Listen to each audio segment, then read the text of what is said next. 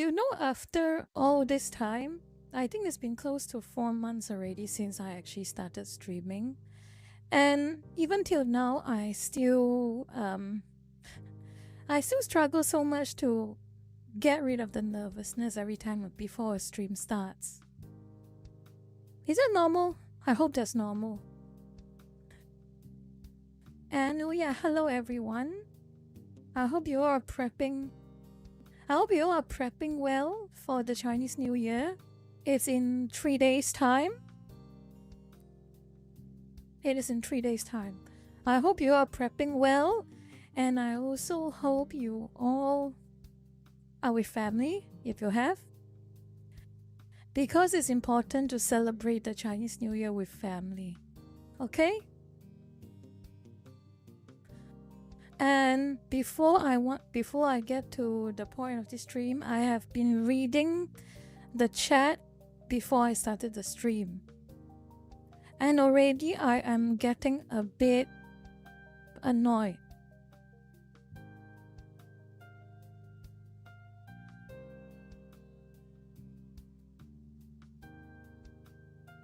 Every day, every second, every time. It happens. Every single time. Anyway, I heard you, Luigi, Mario, too, that this timing is a bit too early for you or too late for you, one or the other. And I'm so sorry about that for now. You have to bear with me at least until after the Chinese New Year period is over. Because after Chinese New Year, I can maybe properly set up scheduling for my future streams. So, for now, you have to bear with me, okay? Luigi? Felstad, if Rena is not here, it's a good thing. I don't want him or her to leave crazy comments.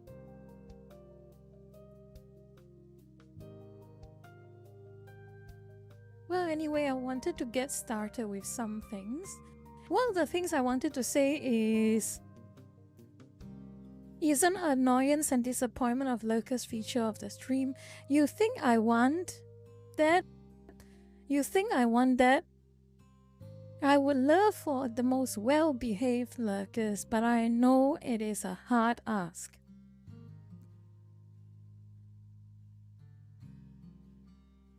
Very disappointing. Anyway, what I want to say. Now, please don't distract me. I've got some things I want to go through for today. So just shut up for a moment. I want to make an announcement. Ash. Is there an Ash in the chat? Ash, if you're here, say something. I'm looking for you. Okay, good. Good. You have a friend who told me that tomorrow is your birthday, right? Tomorrow is a birthday, isn't it?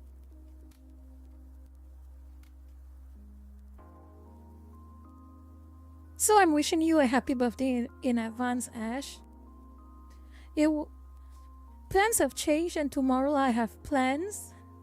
So I had to make my stream today. I wanted to do it tomorrow, and it would have been perfect for you because tomorrow is your birthday. But you'll just have to settle for happy birthday in advance, okay? One day in advance.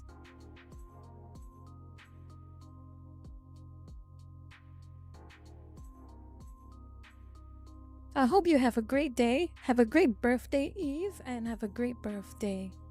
With presents and all that sorts. Okay? Have a good time. You should always take the opportunity to treasure every happy moment and don't take it for granted all the time. Savor it. And always try and work for the next one. Okay? Anyway, happy birthday in advance, Ash. Okay. The next thing I want to talk about is a little bit of I'm likely not going to be streaming for the duration of the Chinese New Year, which, for those of you who do not really know, it is a festival period that lasts for exactly 15 days. 1-5. So, what is required of me and pretty much every single Asian, to be honest, is that we are available for the rest of the family. That's basically the long story short of it. If I am lucky and I got some time. Oh, Malcolm, I'll talk to you about it later. It's a bit of good news, I guess, but I'll talk to you a bit about it later. Firstly, I want to talk to you about Chinese New Year. This is something that, the thing is, I realize a lot of streamers, even VTubers, honestly, VTubers, streamers, they always focus on the pure negative aspects of the internet or in general life. So it's always about the next new drama, the next new political issue, the next new religious issue, the next new gaming trash fire. I know, rich coming from me, right? Most of the time I spend on Twitter is just posting rants and mods all the time. But just because I post rant and mods on Twitter all the time, that doesn't mean I don't want to make certain parts of my streaming days to be a little more laid back, a little more relaxed, a little more positive, okay? So what other more positive thing can I bring up than how Asians celebrate Chinese New Year? Because I know you all have heard it a lot. I suppose Americans, Westerners, they probably have seen some ads on the television, internet, or just some random Chinatown decorations, a few lion dances, a few dragon dance, but you all don't really know a little too much on Chinese New Year, how it's basically celebrated. So maybe since I have a stream that is 3 days till Chinese New Year, I can take this chance to just ramble about it. And I'm sorry if this is going to bore you, but this is what I want to do, okay? So, hold on, I'm going to drink.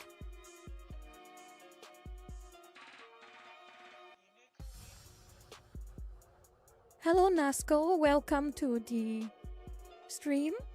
I hope you have a good time. Anyway, like I said before at the start, hello George 999A.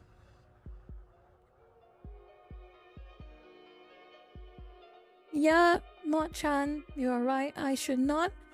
But that being said, there are some serious things I do want to cover later on. But for now, I will start it on a high note, okay? So, like I say, Chinese New Year. Chinese New Year, you have to remember. You know what? Maybe I should. Should I make a PowerPoint about it?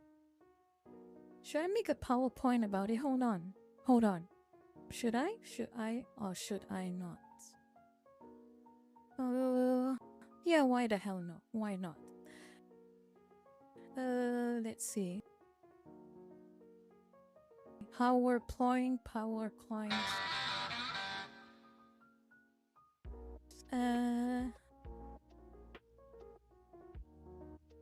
Okay.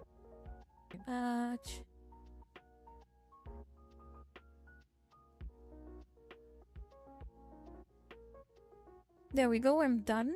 Let me just open the presentation. Okay, Chinese New Year at a glance, okay? So, like I said before, it's 15 days worth of celebrations, which is quite a lot of bang for your buck, as you can say. Western New Year, you only have 1 day. Well, basically you have only like 1 millisecond.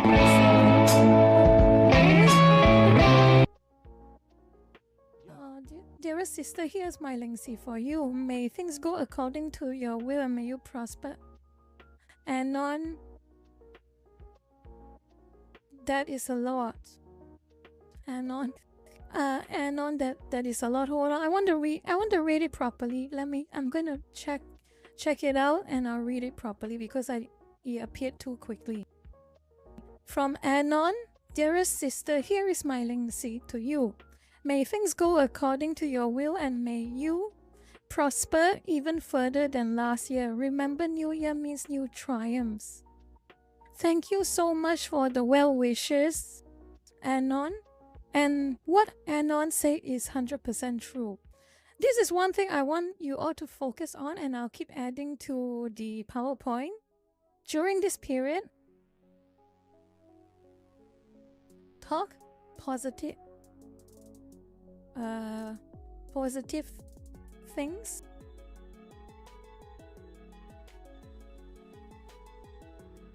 Think positive things. And this is not a demand per se, but it is a request. It's not really a demand or a request. And it's not for my benefit, mind you. It's for all of your benefits. Again, call me superstitious. I think you all probably know I'm superstitious already. What do I mean by talk positive things, think positive things? There is this superstition amongst Asians that Mark Knife 1, hello and welcome to the stream. I hope you enjoy your time here. I hope. Dastro, shut up. Let me just get back to it. Don't break my train of thought. I demand you don't break my train of thought. Anyway, what do I mean by that? Talk positive things, think positive things. Like I say, Asians tend to have a superstition that during the Chinese New Year, how you think and how you behave will, how should I use the word? It will set the mood for the rest of the year to come. So think about it this way. How would I describe it? So let's just imagine that the year is a bucket of water and Chinese New Year is a single drop of a liquid that will affect the entire bucket. So think about it this way. If you think positive things, you do positive things, and you talk positive things during the Chinese New Year itself, your whole year will be filled with positive things. That's the long story short. And mind you, it's still possible to complain about things, to rant about things. But remember, at the end of the day, if your intentions are positive, it will still be good. Okay?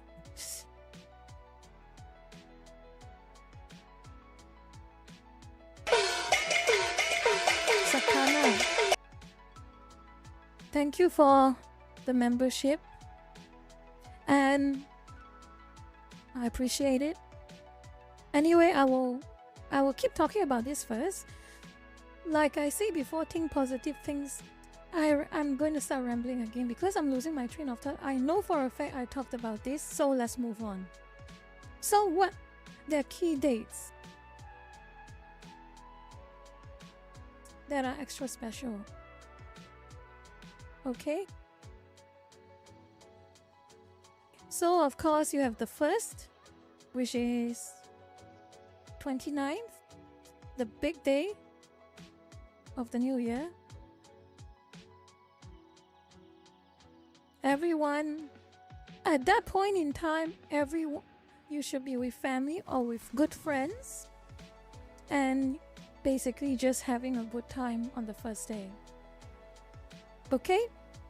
It is the first big day normally is for the big get-togethers and of course red packets too. And there is a very interesting story about red packets. Okay? We call it Hong Bao, but what's special about red packets is it is not as simple as you think it is. There are a few rules of as to whether you are entitled to a red packet. Of course, red packets, you get any money. It's money, not usually. It's usually money. And depending on how lucky you are, or how rich your family members are, or your relatives are, they usually drop you big sums or drop you token sums. Okay?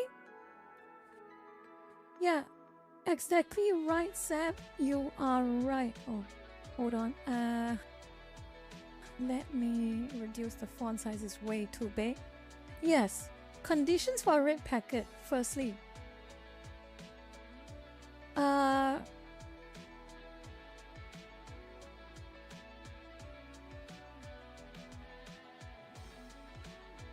it only unmarried people get them. First thing. Married people must give them. But the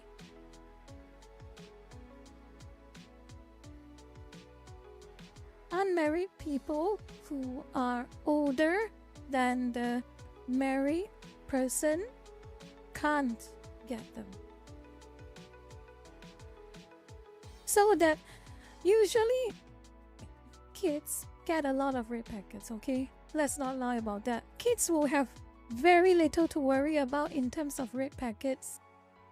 It's when you start getting along in the age and you are married, that's when you kind of get like, oh no,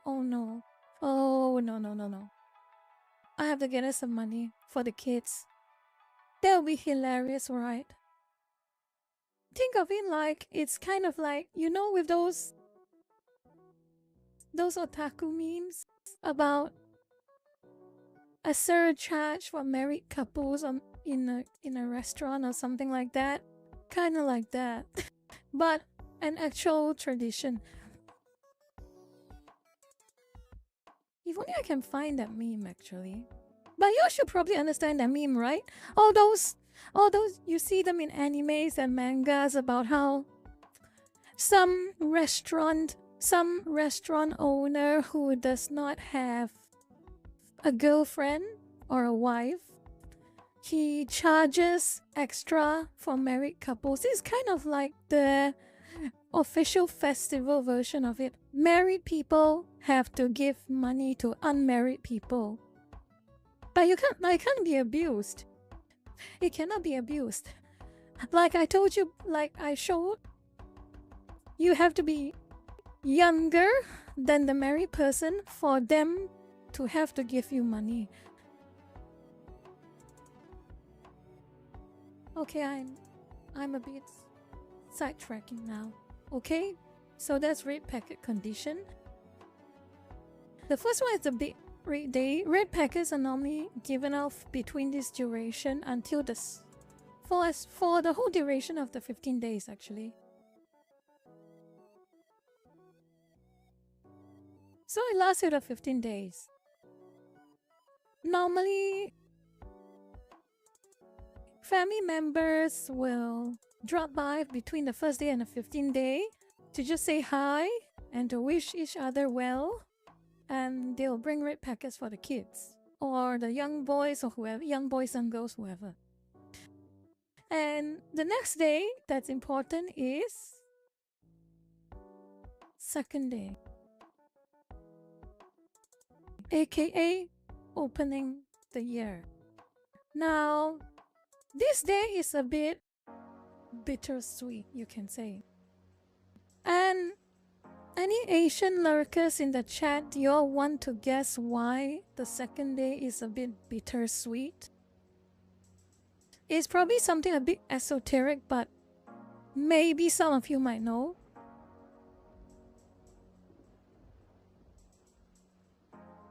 Do you get it?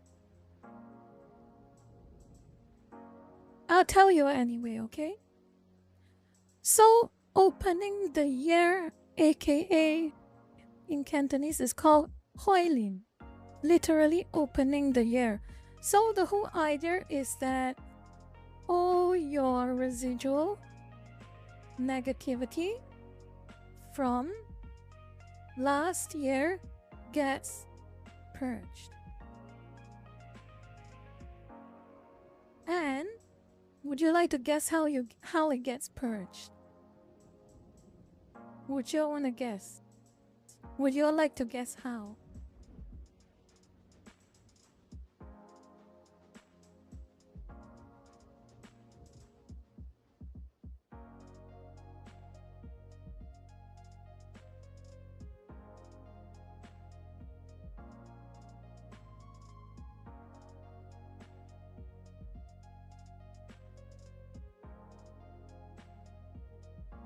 Basically, the second day of the new year is called opening the year, and what the idea behind the year is that if your negativity is purged in preparation for the new year. And how that happens is that basically, if you have parents, your parents are the one who will be doing it. If you have an older sibling or someone who cares about you, your guardian, whoever, they are the ones who normally do it. Or your close friends. The whole idea is that, yes, the people you care about will roast you and burn you in a spit, metaphorically. So they'll say they will roast you about all the things you did wrong, say all of the trash that you did for the past year, and make you feel terrible. And that's kind of the intended point. The second day is a bit special because that the whole idea is, as they roast you, that act in itself is like the whole idea of burning impurities with fire, per se. Burning away impurities. So roasting you so that all of your karma gets reset for the year ahead.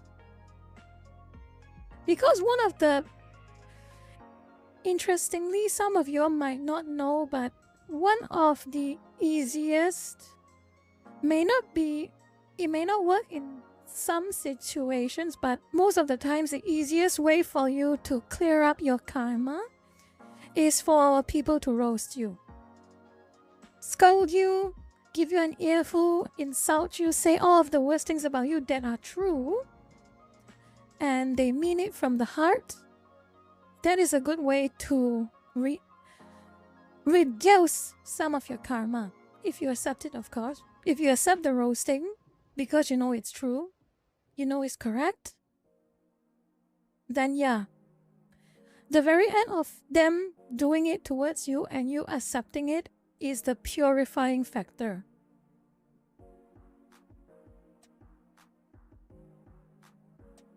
Okay, that's the second day. So the next important day is the seventh day, aka Human Day.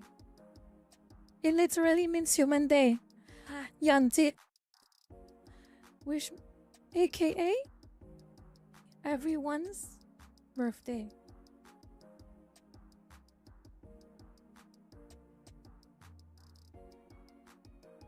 There is a lot of esoteric type of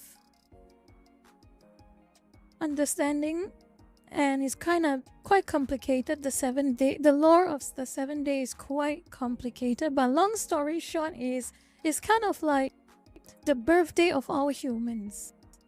So it's like the 7th day is the creation of all humans, something along those lines. So it's just colloquially known as everyone's birthday. So if you have a birthday present you know someone's owing you, you can maybe ask them for it on the 7th day.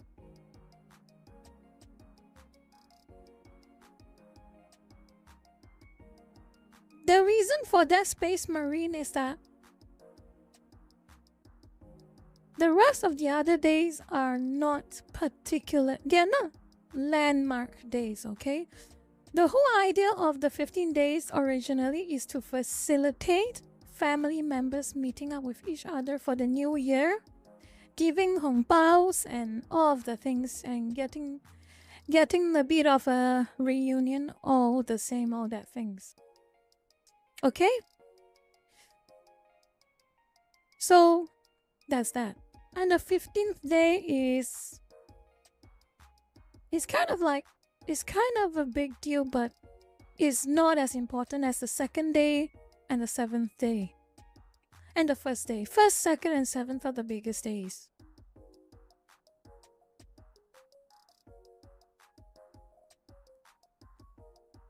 Well, that's at a glance, okay? I am not an expert on this. I'm only talking about this from my own experience. But long story short, these are the key important dates. And also, for those of you who are born in the year of the monkey, again, a word of advice.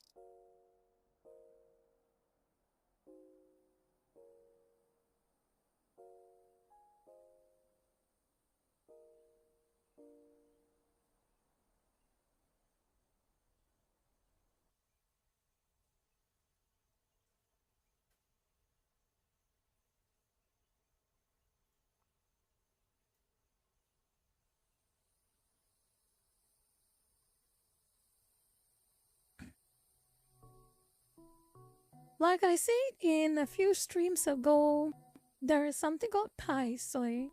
And because it's year of the snake, those born in year of the monkey have a little bit of a very extreme mutator for the rest of the year. And why do I say it? And one of the important things is that for those born in the year of the monkey, your relationships are going to be very important, okay? Not just relationship with people around you, close to you, or your associates or anything, but to an extent, people around you. One of the things that a lot of people born in this year have to remember is that be fair with what you say to others, and don't go overboard. Because it seems from horoscopes and the whole idea of Tai Sui for this coming year is that those born in year of the monkey have the highest chances of stepping on the tail of someone they should not step on, creating powerful enemies if you're not careful.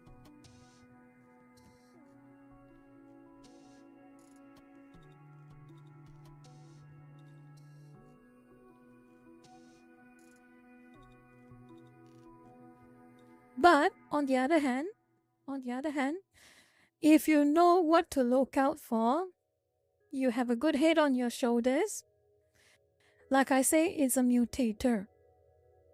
The extremities become more extreme, so negatives get more negative, positives get more positive. If you know what you're doing, those born in year of the monkey, if they know what they're doing this year, they're in for a great year. But if you don't know what you're doing for the rest of the year, it's less great. Okay? I think that's enough rambling about Chinese New Year, okay? I would like to change the topic. I think that's all I want to talk about concerning Chinese New Year. If I remember anything, I'll interrupt myself and talk about it again. But until then, I think that concludes it. Okay. I think someone in the chat asked me a question about something, right? What was it? I can't remember. Malcolm, you asked me something, didn't you? Did you ask me something? I recall you asked me a question. I just can't remember what you asked.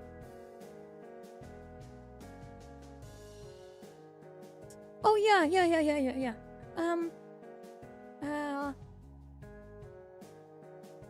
there's a bit of good news. The good news is I have progress on my YouTube account. Some pretty big progress right now. I still, however, have one more step that I need to resolve before my account is properly set up, and memberships and all these super chat things and whatever, they're all going to be properly and permanently set up. That will take a while though. For those of you who have an AdSense account, you all will probably know what I'm talking about.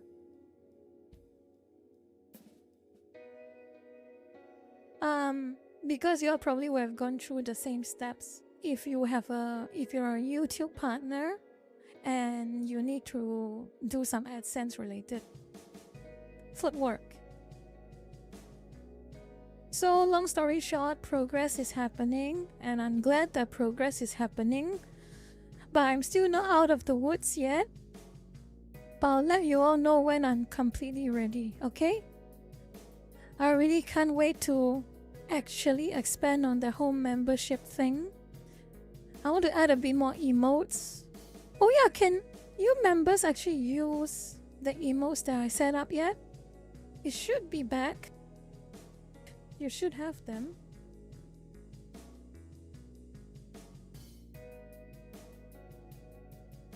Yes, there we go. Okay, that's good. Very good. Anyway. Good.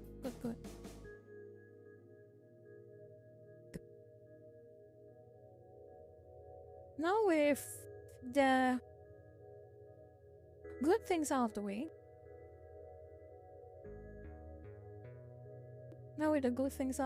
I need to talk about something a little bit. Some of you might consider this as me drama farming, or might consider this as me reacting to a locale. But there is a point to be made about this, and I will go through with you all step by step, and have a bit of patience while I go through it with you, okay? Go through with you all step by step, and when I reach to the point, I hope you all will understand why I brought it up. Okay? Question. Do you all remember the Twitter account John Del Aros? Do you all remember this individual?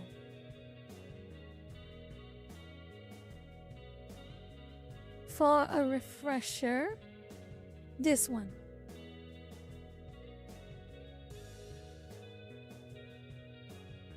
Okay, what I'm about to say is purely for me to teach you, to hopefully, you all can take it or leave it, I don't care, but I'm just going to talk about it, okay? It is completely just talking about informational things and a bit of like a life lesson I have to learn. That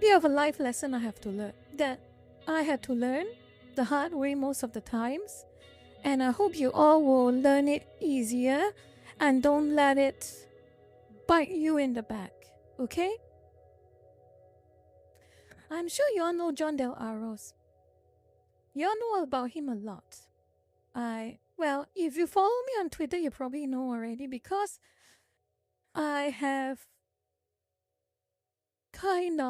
he has rubbed me the very wrong way, and I do not like him. Okay? So long story short is, for years, well, a couple of years, he has always been one of those I am against censorship and all that type of crap, okay? He's always all about I'm against censorship, it is not right to censor this, it's not right to change things like that, all that nonsense, okay? Let's see. I want to show you something very, very telling.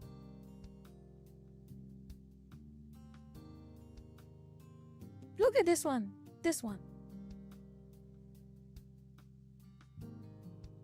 I mean, say what you like about Offbrand, Say what you like about Offbrand all you want. Offbrand done by consenting adults is legal, and if they did it willingly by their own free will, they want to do it and for some reason enjoy doing it, it is free expression. Let's let go of our own personal opinions of those type of content. It is very stupid for someone who claims to be for free speech, trying to draw some arbitrary exception for content he does not like. And I will use that in quotes. He does not like in quotes, okay? In quotation marks. And I will show you all some stuff later, which will explain to you exactly why, okay? Space Marine, you are jumping. You are jumping too fast, and for those of you who do not know the full story, please don't spoil it, okay? I'm going to go through it slowly. Anyway, John has done nothing but make enemies out of those around him. So he makes enemies amongst the left for obvious reasons. And he's also making a lot of enemies on the non-left. So let's see this one. Look at this one. Let's have a little bit of bluntness here, okay? A bit of honesty, okay? A bit of honesty. The Satanic Panic was a real thing. I saw it firsthand. I also saw it secondhand. People I know around me saw it. They realized it. There was television shows made about it. There was documentaries made about it. Tron famously made a video about it. I'm sure you remember that Tron video, right? In case you all don't remember, let me see.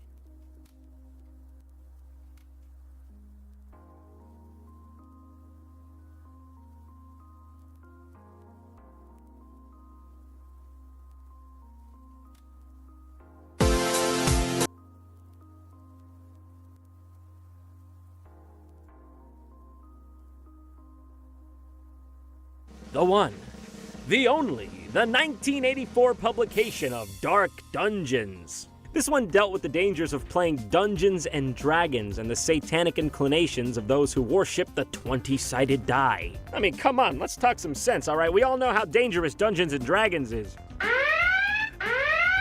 Among the tabletop gaming community, Dark Dungeons became something of a cult classic, a cultural bookmarker of the lengths that people would go to demonize a simple hobby. So, what's this I have here, you may ask? Well, I'll tell you. Apparently, a group of filmmakers acquired the actual legitimate rights to make a film adaptation of the Dark Dungeons tract, and yes, Jack T. Chick put his stamp of approval on it himself. Long story short, everyone, don't insult people's memory. Don't insult people's intelligence by trying to gaslight people into saying there was never a satanic panic. It has happened. Tron, among hundreds and thousands other people, have talked about this. And you know what John did? You saw this, right? There was never a satanic panic, he says, okay? That's the first thing he said, okay? So, this user, Nina Infinity, she basically brought up the facts. I guess I remember that time differently because I remember people being afraid of the devil in D&D, rock and roll, anything pop culture related, blah, so on and so forth. And look at what John says in response to that. Maybe people should not should stop being satanic in entertainment.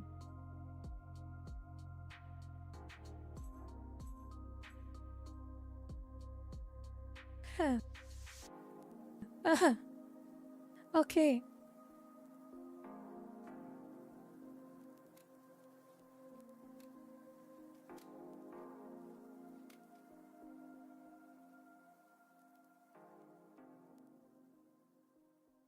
Okay, you want to do this, John? How very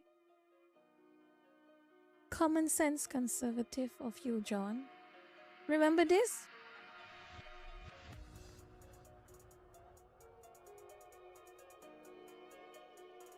That didn't happen. If it did, it wasn't that bad. If it was, it's not a big deal. If it is, it's not my fault. If it was, I didn't mean it. If I did, you deserve it. So many years we have used it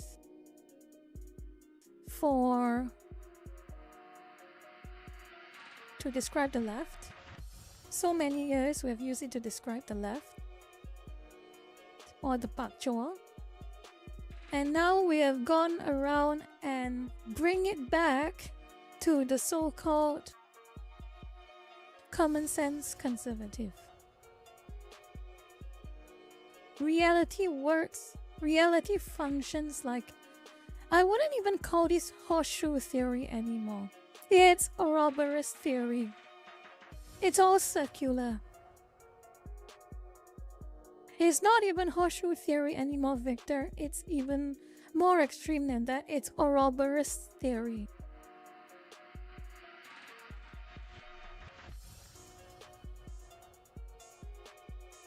And of course, he is also not particularly popular amongst those who are supposed to be fighting alongside him. So, a very normal post. Smash JT congratulating Hypnotic for subs, for a sub goal, sub milestone. And of course, John, here he comes, trying to start drama again. And you know what's the funniest thing about this is, I want you all to remember this thing he said, okay? He's a cancel pig and a fraud who will turn on anyone and say anything for super chats. But hey, being fake pays. I want you to remember what he says. Again, it's going to be building up a lot, okay? And of course, a little bit of extra. Smash JT and John argued things are not particularly cordial between them, but of course John had to try and lie about it to try and end the trash fire he started, which is the top left, this one and this one. You can see Smash JT's video on it. It's online and I also shared it. Basically, Smash JT is saying that you are a load of crap. We are still not okay. And you're lying about it. That's what Smash is saying. And one more thing. This last one is part of the build-up, I promise. Is part of the build-up. Is in fact one of the most important build-ups, in my opinion. Okay? So I'm going to read this out for you. In preparation for the punchline. Okay? Christians will not be bullied out of gaming. Do you think a few words on the internet are going to stop a people whose leader was tortured and put on a cross for standing up for the truth? You picked a fight with the wrong people. We'll have convictions we will give our life for. You don't. Convictions. Okay. Convictions. Let's see now. I'm going to show you the punchline.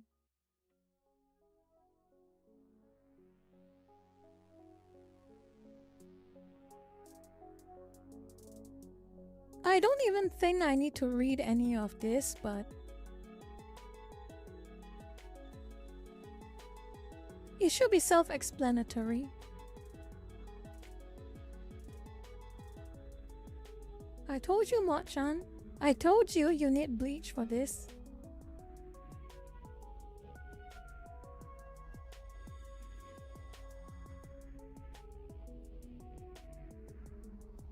So I want you all to remember.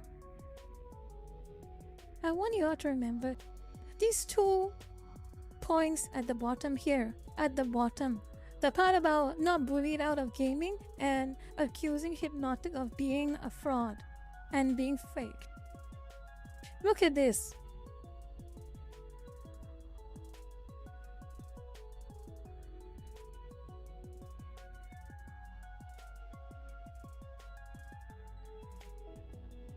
I suppose with all this information, I hope you all understand exactly that I'm going through to a very important point that I'm about to make, okay?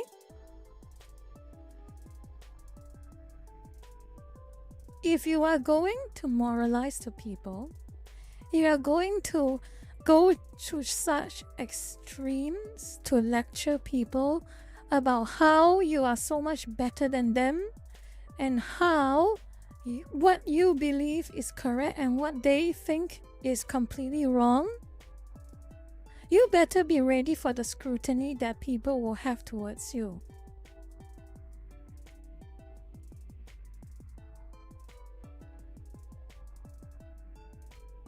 And this one I mean seriously, okay? Why I'm bringing up the story of John Del Aros is less about him specifically, but about the point that I am about to make.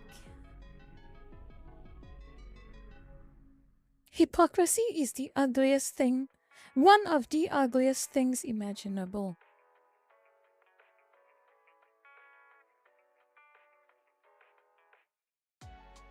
Willing hypocrisy. Intentional hypocrisy. John could have had a very comfy YouTube and Twitter social media life. He could have made modest amounts of money with his YouTube videos. He could have made modest amounts of, even healthy amounts of clout, positive clout, by just sticking to his actual views that he's against censorship and stop moralizing on people about all this trash about how Offbrand should be banned all the way around and that if you don't believe that it should be banned, you are not Christian and all that things. Spare them. Be honest who you are. Because I can tell you right now, if you are listening, or if someone is in contact with John, I can know for a fact. I can know for a very easy fact that if he was actually just not moralizing on people, forcing things to be banned or trying to shout about how this is bad and that is bad, people wouldn't even bat an eye about what he's interested in. Because he's trying to paint himself as such a big, moral and good person, people start digging. People will start digging about you out of spite if you are too obnoxious. If you are too obnoxious, you target other people, insult them without any good reason, accuse them of all the worst things possible, and then trying to make it as if you are the perfect individual. Don't start blaming people when they start to get curious about what your interests are on the public internet. And this goes on to another point I want to make, okay? This is not just about John. It's about any individual, anyone. Whether they are in the chat right now, whether they are somewhere on Twitter, whether they're in some chat room or anywhere else, If you want to lecture people about morality, you want to lie to their faces about what you claim they believe in while they themselves are acting the complete opposite of what they claim they're acting on. Don't be so shocked when people start digging.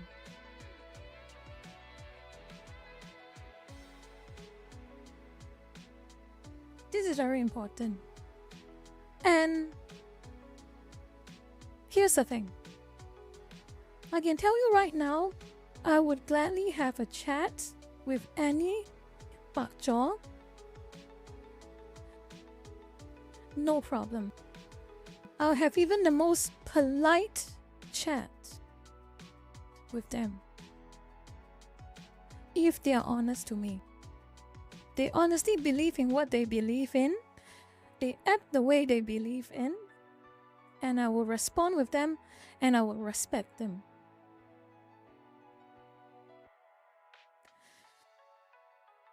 But that's the issue we have, isn't it?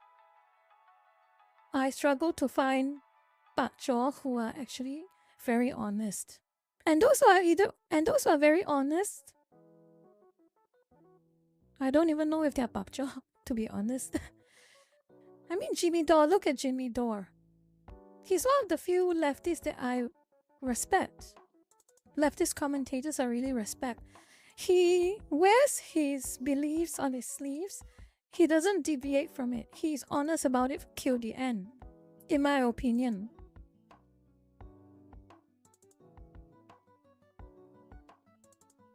So with that being said, if it applies to you personally, I want you to listen closely to what I'm about to say, okay? It is completely fine. If we ever enter in an argument about beliefs or what you think your morality is and what you think my morality is, it's completely fine. I welcome that type of disagreement. Everyone is human. Everyone can believe in what they want. You engage with me honestly, even if it is some of the most heated disagreements. If you're honest with me, I'll be honest with you back, and I will be courteous and decent with you. And I'll welcome you in any spaces that I might be in with open arms. But what I will struggle to welcome are those who say one thing and have a secret life doing the complete opposite of what they claim they are doing. That is something that I do not like. So let's say, like with the story of John, claims to be a whole baked moral Christian against Offbrand, against all kinds of pornographical material, that it is all bad and immoral and corrupting the influence of humanity and all that nonsense. Behind closed doors, poorly hidden closed doors, actually, now that's been exposed, you like some of the things that you accuse others of liking, even worse things, even more questionable things. People are making fun of you, not because of the type of content you consume. They're making fun of you because you are enjoying the content that you like while trying to make it as if you're above it. That's why people make fun of you. That's why people mock you. And rightfully so. They're calling you out. John, or anyone else.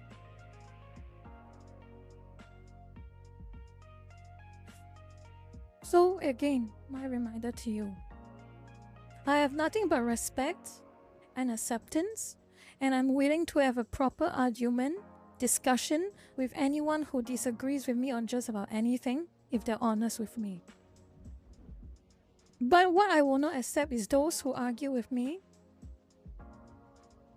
claiming about something that they believe in, and behind closed doors, they are the complete opposite of what they claim they are. I will not accept that, and I will not afford the courtesy to speak to that type of individual.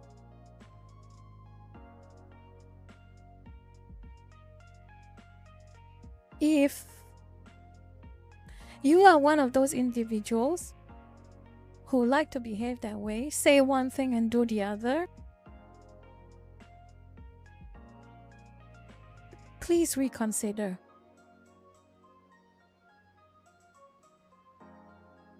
And this is why I go back to the whole point of hypocrisy.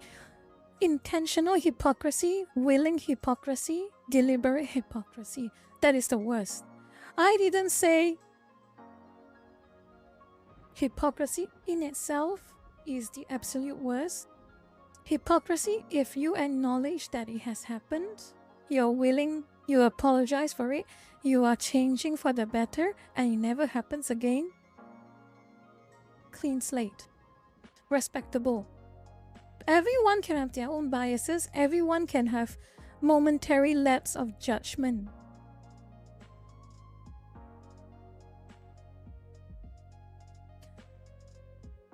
It is a very human thing to do. We all have our own beliefs. We want the things we want to believe in to be real. And sometimes, because we are imperfect humans, imperfect individuals, we turn a blind eye to certain things that are not inconvenient to us. But what is important is that when it's brought up to you, you acknowledge it. If you realize it applies to you, you acknowledge it respectfully. And if you owe people apologies for hiding something, you do so.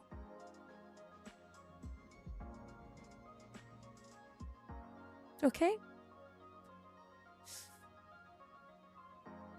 Hold on, I'm going to drink something.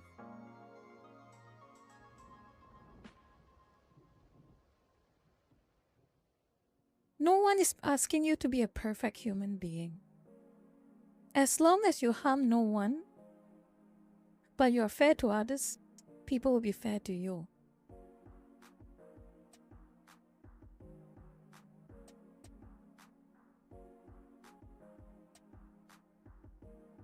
Do you understand so far?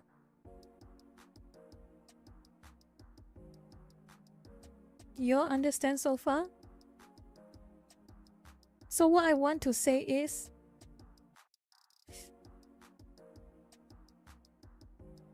it goes back to the whole saying that I made in my very earliest of streams. I can take the ugliest of truth instead of the prettiest lie.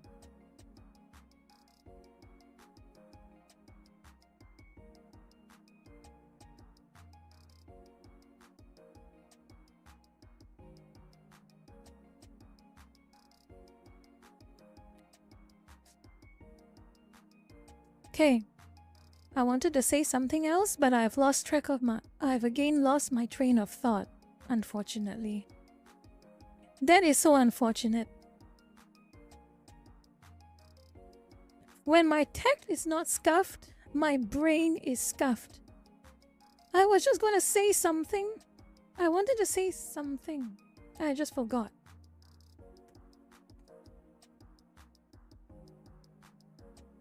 And I want to try to remember it. I feel I have to remember it.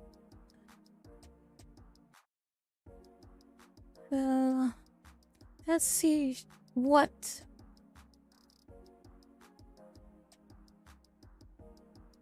Sakana. You say insincerity like that is impossible to be constructive with. That is very correct. And I want everyone to take that saying to heart, okay? Take that saying to heart.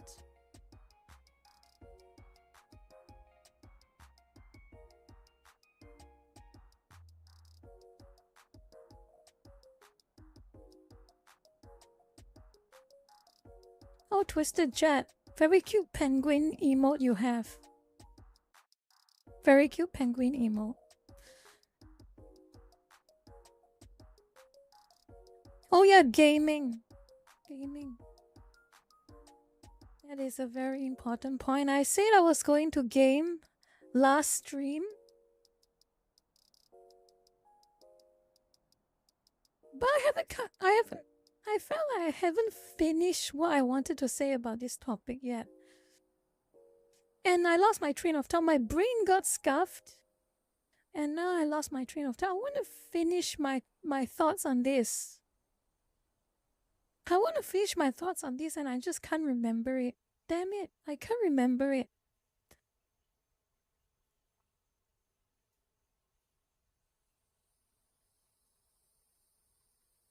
I need to eat more ginkgo, I realize. I need to eat way more ginkgo.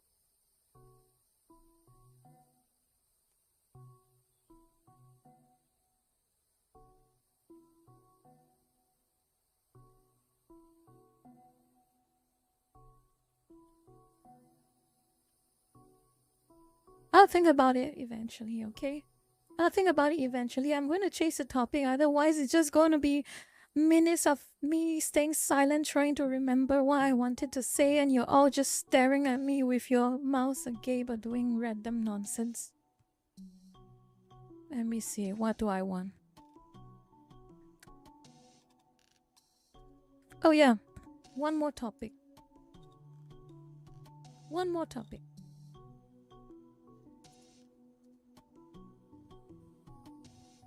I don't know about you all lurkers, but I have long reached to the conclusion that community managers are absolutely useless for any game dev.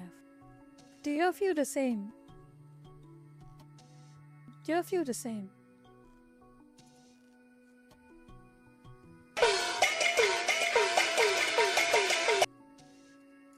What's your fan merch policy? I have no fan merch policy, Malcolm. You're free to make it if you want. They're free to make it if you want. I guess as long as you credit me, it's fine. Other than that, I don't seem to really have any particular... Right? I just started 4 months ago, honestly. I wouldn't even know where to start when it comes to merch.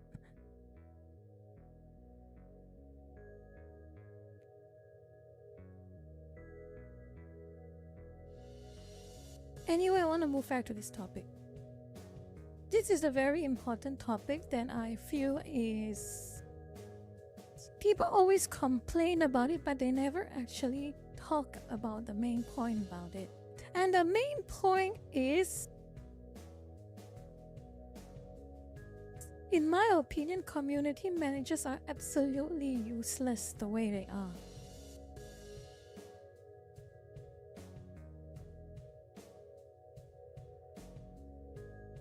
I mean, you think about it. Think about it a little deeper.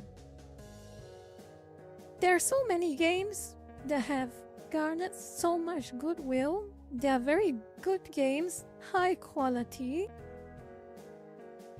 or games that are very highly anticipated. They're coming out very soon and you're very excited for it.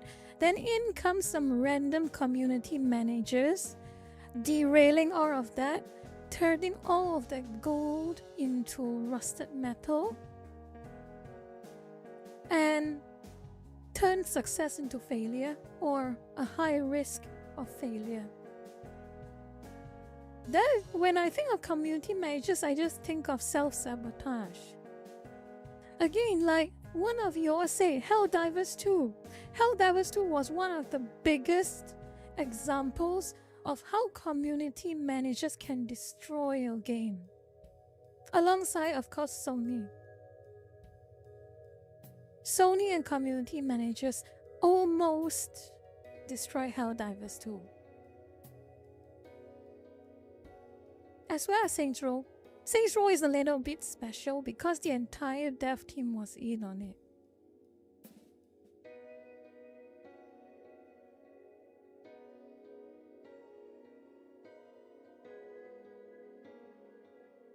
Here's what I think is the problem.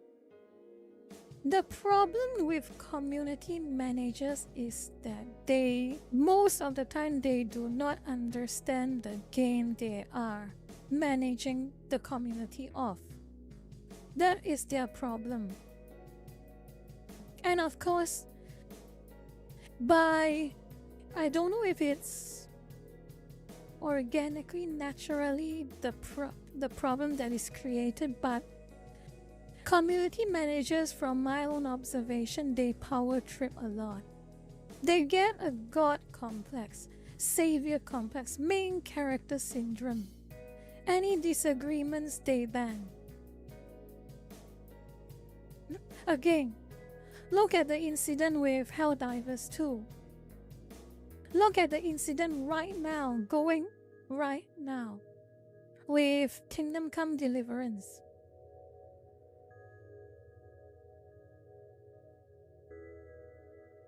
No, I think I made a tweet about it.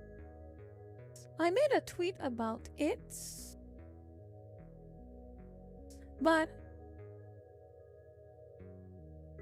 yeah, it doesn't really matter. I can remember what I said.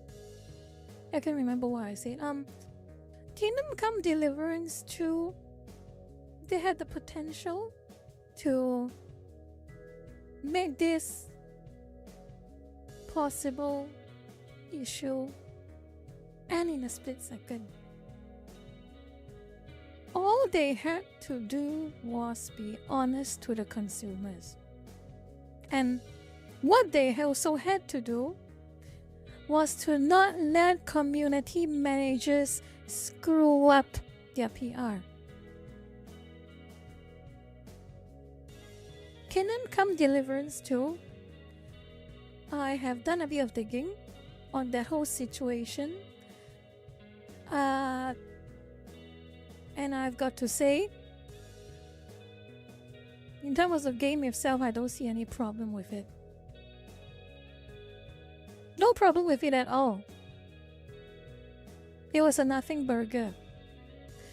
But what made it into a problem was two things. Their head, Vavra, Daniel Vavra, I recall his name was, he started off saying a lot of very vague things, and then he started getting aggressive with people asking him questions with quite some hostility. That did not do him any favors.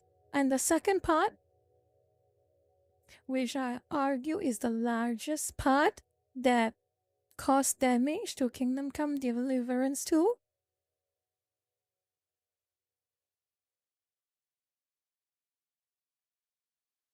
community manager. The community manager for Kingdom Come Deliverance 2 was a Plyon hire. And this community manager was also an employee at one of those consultancy firms. She had full control of the Steam forums for Kingdom Come Deliverance 2, and she started posting a lot of your typical bakchon nonsense on the Steam forums, and banning a lot of people for asking legitimate questions. That one I can verify because I saw them firsthand. And of course, that incident in the Steam forums was what soured a lot of people's impression of the game. Unfairly so. And it's a shame. But honestly, this is what happens if you hire community managers. Now, of course, all I'm doing right now is complaining about it. What, in my opinion, what would I suggest to be a better alternative to manage a community than hire a so-called community manager? Well, I can think of one thing, but I don't know how realistic it is. If there's any part of a game dev here who is here, maybe you can tell me how practical it is, okay? This is what I thought at the top of my head. Can't can a member of the game dev team also manage the community? But, of course, he won't do it for free. He or she won't do it for free. They will do work in developing the game, but on the side, they will manage the community, such as the Twitter accounts, the Steam forums, but they get an increment or a raise or the sum of money that the dev team would have paid a community manager to do. Wouldn't that have been a better alternative? Is that a big ask? I don't know. Because that seems like something workable in my opinion. I have seen a lot of single devs. A lot of single devs, indie devs. They develop their game on the side and they also manage their Steam community properly. So it's kind of no excuse. I don't know why so many devs resort to third parties who will likely just sabotage the popularity of their game rather than get someone from their own direct staff to do the things themselves. I mean, who better to manage a community for a specific game than someone who actually knows the game they are managing?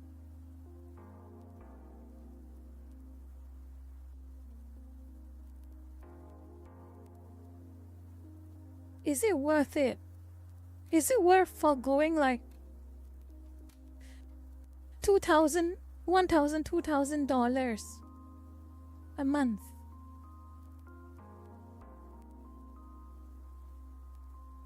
Just to have your entire game's popularity be destroyed by some community managers who don't even care about your game. Is it even worth it? I don't understand. Ronnie Wallace, welcome.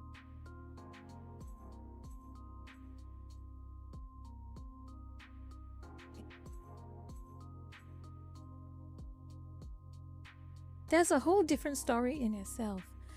In honesty, I have very little faith in community management as an actual industry. I have a feeling community manager is like the HR of game development. But consumer side, of course. So, of course, you have HR in a game dev studio being the supplier side. The community manager is the HR for the consumer side.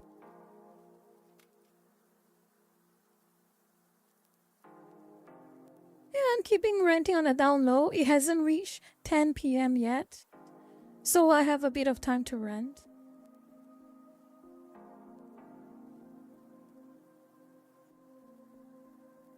They do it for free. I doubt Plyon, the one for Kingdom Come Deliverance 2, did it for free. I have serious doubts about that one.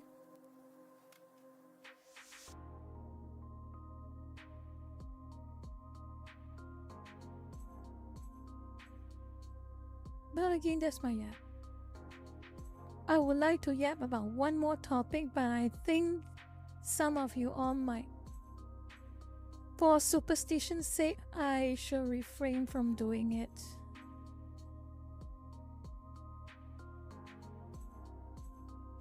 I think so too, Mo-chan.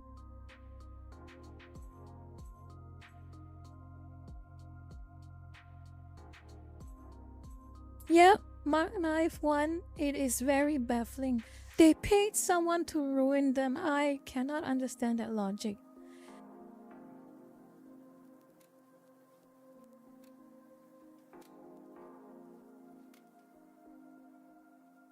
Yes, Sato-chan, I remember that. I talked about it last time. I talked about it last time in quite some length. I think it's my second week streaming or my third week streaming. I can't particularly remember. Sword Archive or whatever it is. But really, the story of Helldivers and the story of Kingdom Come Deliverance, if you needed a textbook example of why you steer clear from hiring quote-unquote community managers. That's your answer.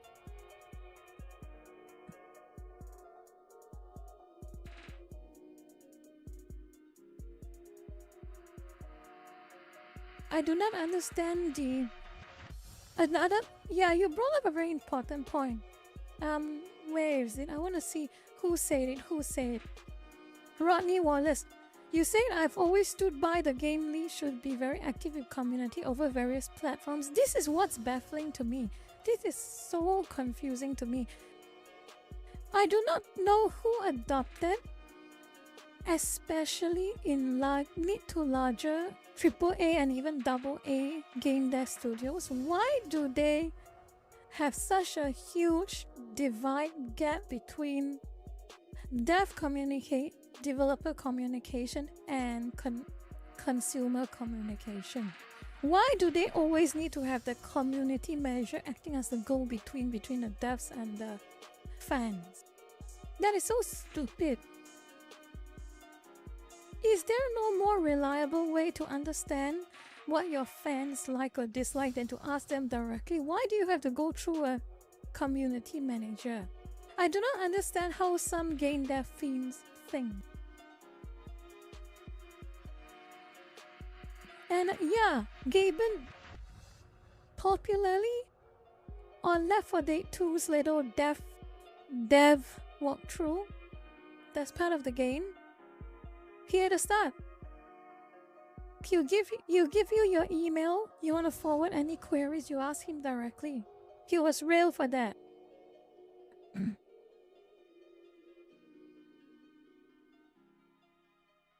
Modern devs are so silly, in my opinion, of course. They're so silly with regards to how they manage their own customers.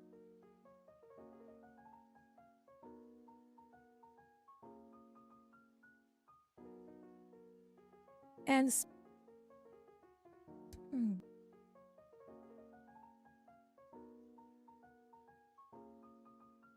okay, one last mini rant. Okay? Have you all seen Assassin's Creed Shadow's latest marketing? I probably posted about it yesterday. You remember it?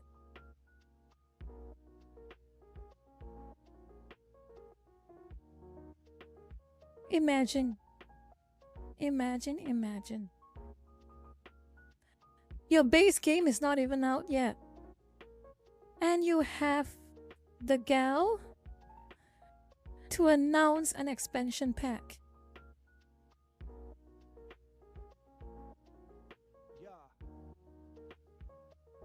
The game is not even out yet and you have the gal to announce an expansion pack as if you tempt people to pre-order the game for you.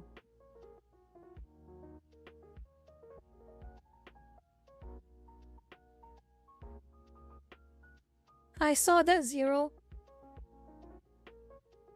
And you know what it reminds me of? Remember the whole story about Street Fighter? I'm not sure which Street Fighter game it was. Or was it Marvel vs. Capcom? One of those games. But the game released and it found out that a DLC was on the disc itself, but it was just locked out. And the DLC was supposed to come out sometime in the future. And of course, some very smart people found a way to unlock the content. Do you all remember that story?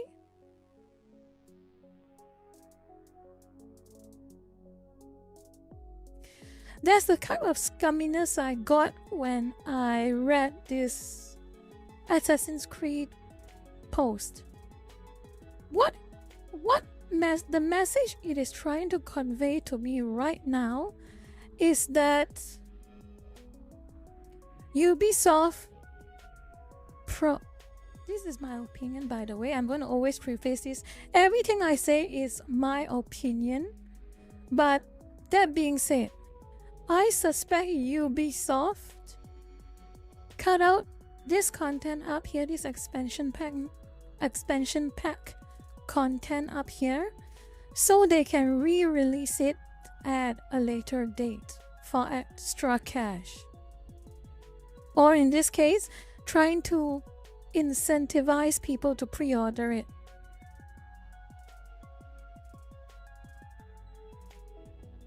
That's amazing, if that's true. That is such an Electronic Arts thing to do. You have a base game, you cut it up into different small segments, you sell the bare bones version as a base game, and you just add back the parts you have cut out as DLC or expansions. That is so scummy. And it's already not enough. They chose to release the game on March 20th. It's already not enough. They had a figurine set showing a one-legged Torii gate. It's not enough.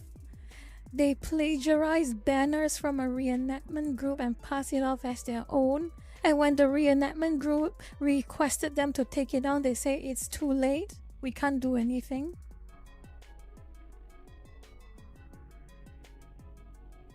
What else? Oh yeah. Taking Zoro's sword, which was a prop made by a different artist, and then passing it off as their own merchandise.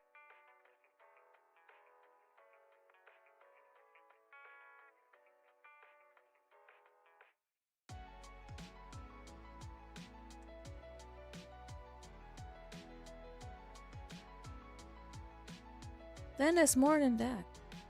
Of course, there's the whole story about hiring some British expat who was just working in Japan. He was not even a historian. He was like some kind of like a social science type of lecturer or a legal lecturer. He didn't have, as far as we know, he didn't even have any experience in history or Japanese history. A glorified weeb writing fan fiction. Grab a couple of Portuguese missionary records that just made even the smallest of mentions about a person by the name of Yasuke.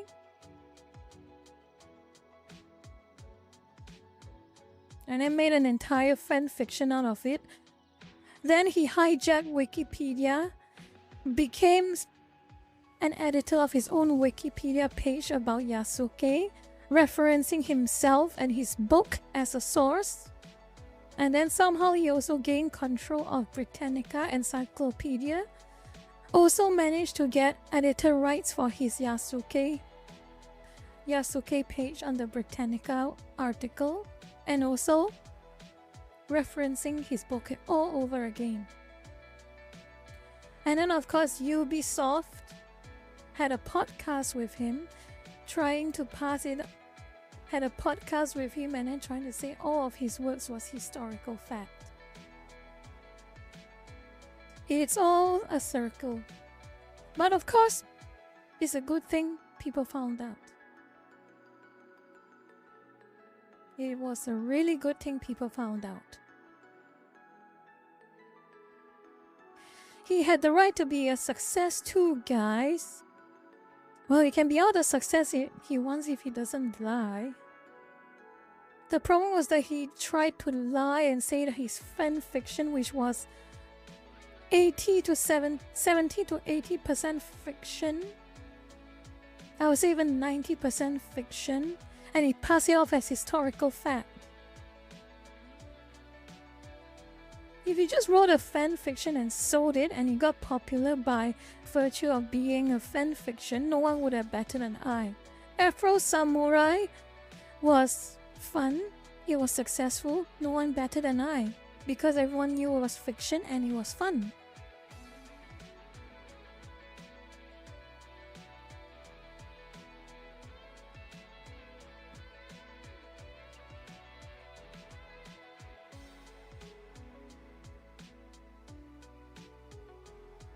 Either way, I am watching Assassin's Creed Shadows with interest.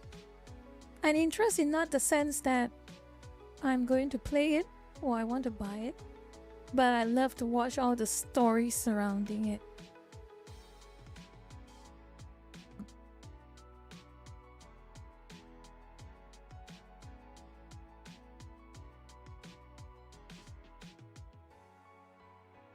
And it baffles me seeing all of the Ubisoft defenders trying to pass it off the devs did not say it was going to be historically accurate or authentic. And then I just showed them the article about one of the leads for Assassin's Creed Shadow saying that their intention was to be historically authentic to Japanese culture and history. We didn't have to alter anything much. All they have right now is lie.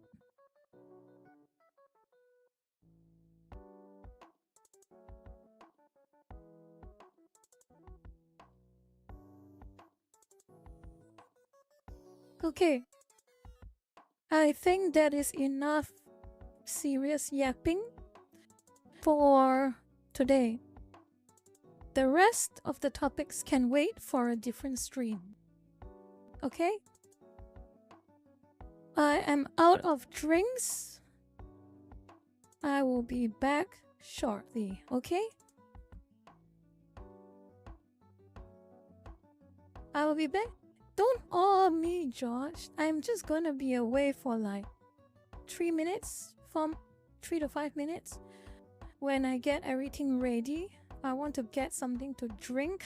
I took too much time talking and now my throat is dry. I will see you all in a couple of minutes, so bear with me.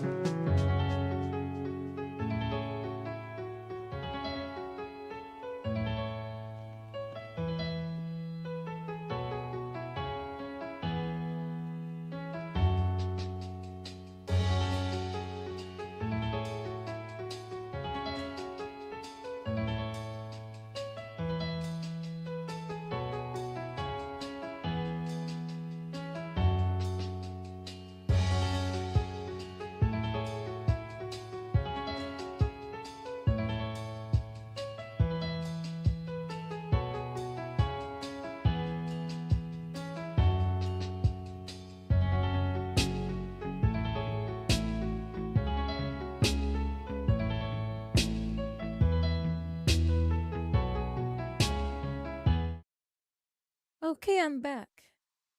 Okay. I hope you have been behaving in chat. Let me have a see.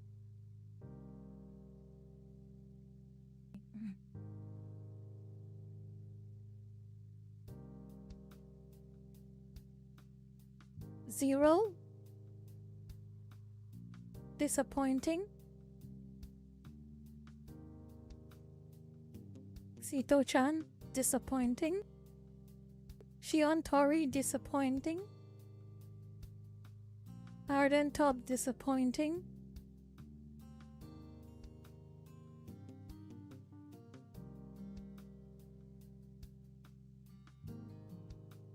Felstad Godwin, disappointing.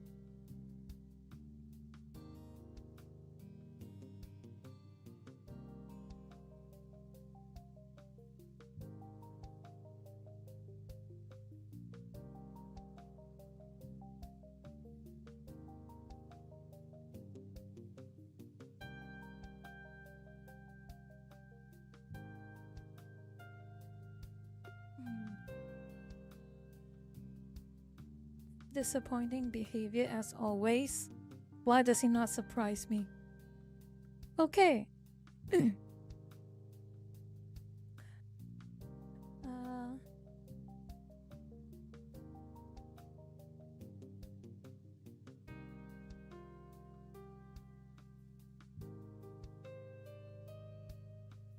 I was clearing my throat. Anyway. No. Oh yeah. I'm gonna stop yapping now. So, what do you want me to do? What do you want to do? You want to chat? You want me to react? Do you, anything you want to chat with before I change the gaming? You want a game? Girls Frontline. Darkstrail, no. Turn cringe.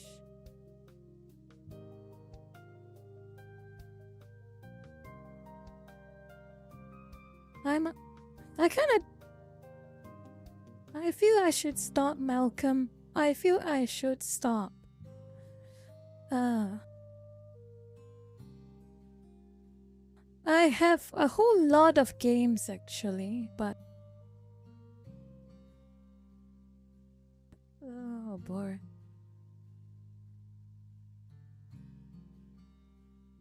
What do I want to game? Marvel Rivals, I have that installed.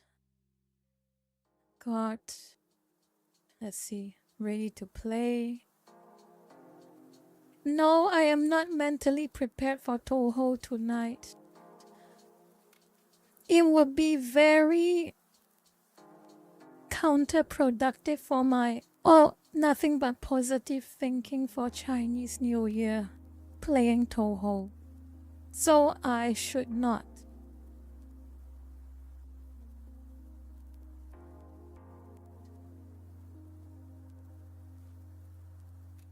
Let's see. My goodness, there is so many updates. Battle Realms. I got Battle Realms. I got Battle Realms. Too bad I got no one to play with. I got Cyberpunk 2077. I want to play that in my own time. Delta Force. Dota 2. Some indie games like Easy Red 2. Ghost of Tsushima. Holo X Break. Fighting game, not very good with that. No wait, Holo X Break is the Streets of Rage version, yeah. Sorry, I'm mistaken it for the other one. Holo Cure. Isanzo, I haven't played that in a long time. Kenshi? Kenshi. I wonder can Kenshi run while streaming? Kenshi is a CPU heavy game, not a GPU heavy game that I recall. Oh, I didn't claim Hunipop when it was free and I completely missed it.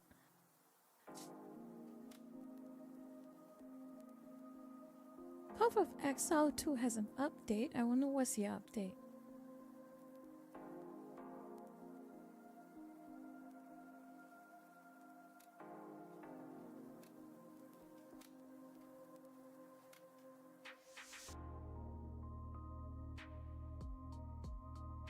Oh yeah, I didn't really follow that. I should actually take the time to watch Stuttering Craig's Real Game Awards. I heard that Kershaw was presenting a fan favorite male character, and they got Barrett, which I think is nice. He's one of the OG goats when it comes to video game characters. I have Marvel rivals, that is true. So I'm going to shortlist. If we are playing a game, I shortlisted to a couple of choices. I've got Kenshi, and I've got Marvel rivals.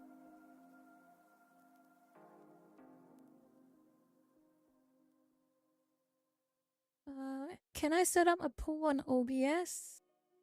Or do I have to be on the YouTube page to set up a poll? Wait, start a poll. Okay. I found it. Let me see.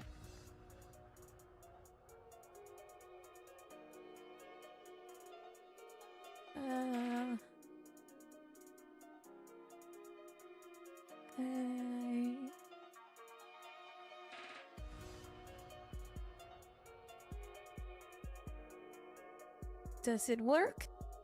Yes, it works.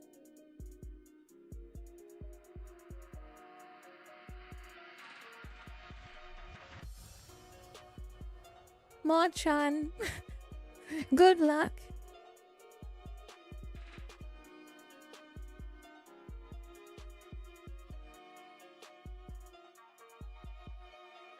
Quite neck to neck. Interesting. Quite neck to neck.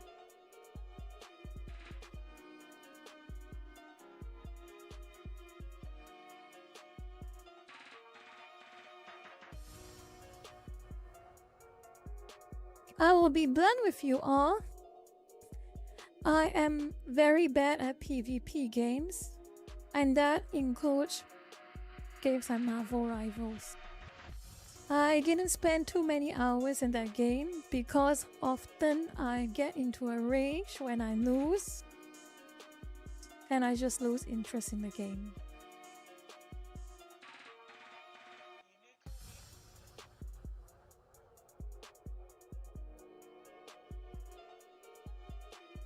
It is mentally exhausting. I will let this poll run for 4 more minutes, and after that I will decide I'll follow the outcome.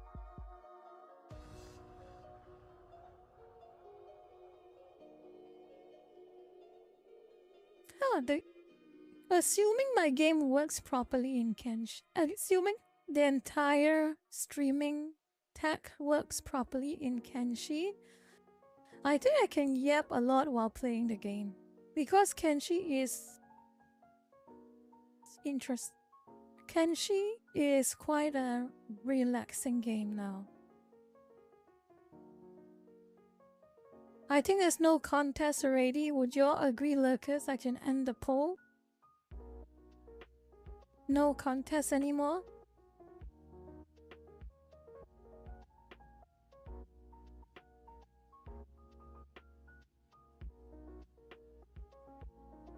Yeah, practically no contest.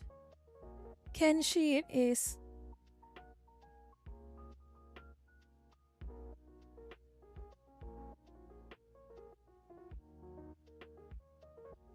Controller, don't be so sad. I'm already expecting this type of turnout considering how ungodly weird the time I have for playing this game for streaming.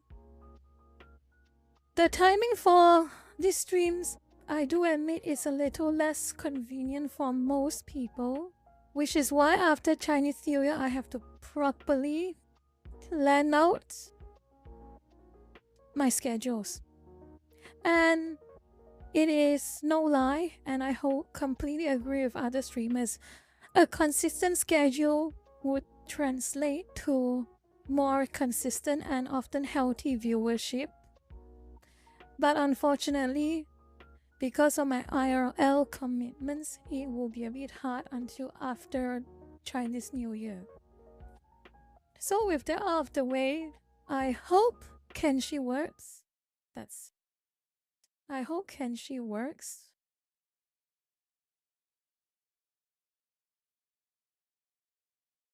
I need to post some stuff.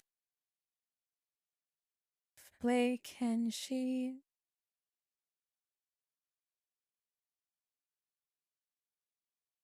Please work, please work, please work. Don't blue screen on me. Please work.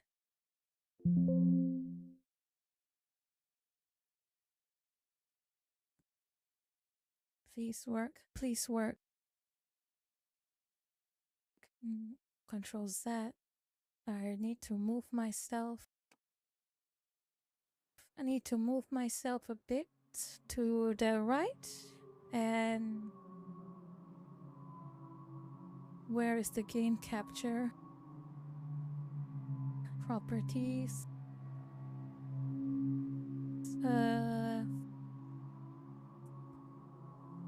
Here we go. Welcome to Kenshi.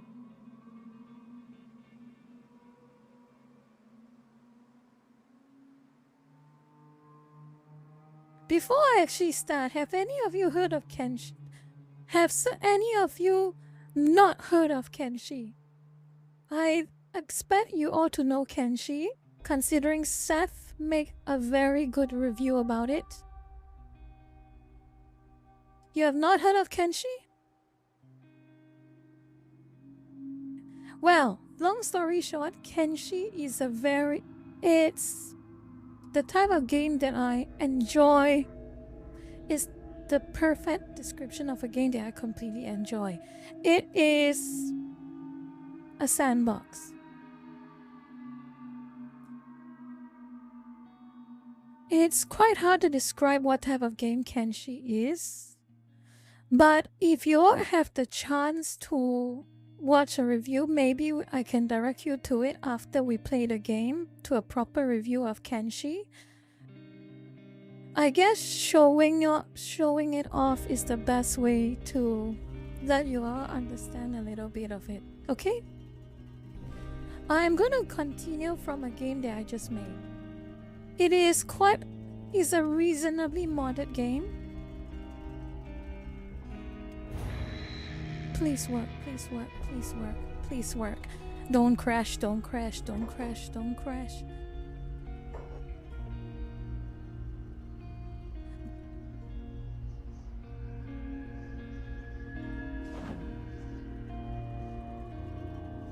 Don't stuff. Can you all hear me properly still? Can you all hear me properly? No audio glitches, nothing? Good.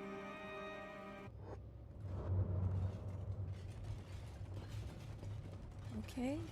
It's 60 frames per second. That's good. Okay. Long story short, it is a fantasy post-apocalyptic life simulator with a heavy emphasis on suffering. Some people would call Kenshi a pain simulator.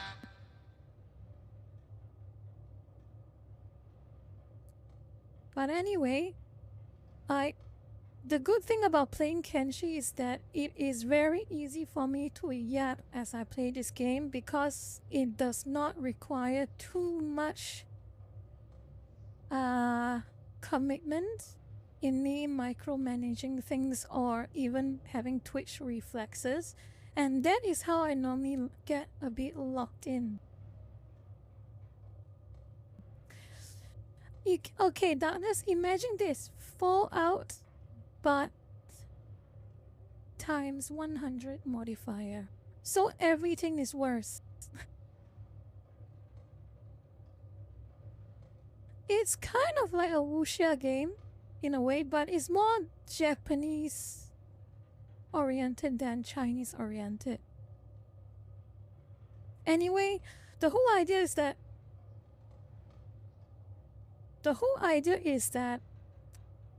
your new game is basically like a clean slate.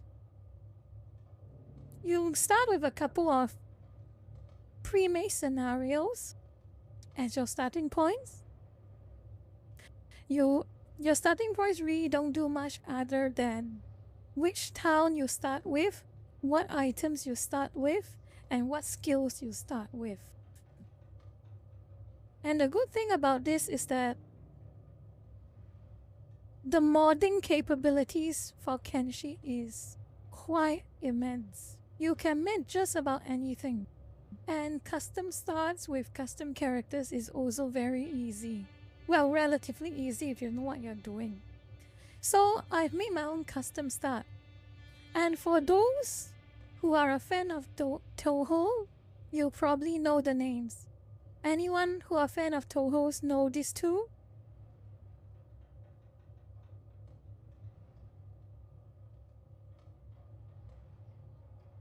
Do you all know who these two are?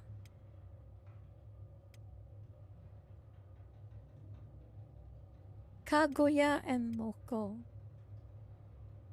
The best frenemies. The immortal frenemies. They're enemies honest, they are mortal enemies honest, but they don't act buddy. Oh yeah, immortal not friends. Yes. Well, basically I created a bit of a headcanon for how Kaguya and Moko appeared in this game. Well, in an alternate scenario, both Kaguya... This is gonna fly past a lot of you, but if you play Kenshi long enough and you know a bit of the very limited lore of Kenshi, if you know a bit of a very limited lore of Kenshi, is that before this, the setting of the game, there were two empires. So the very first empire was an empire that was created by a human race, and they were so powerful, so intelligent, and so developed that they created robots.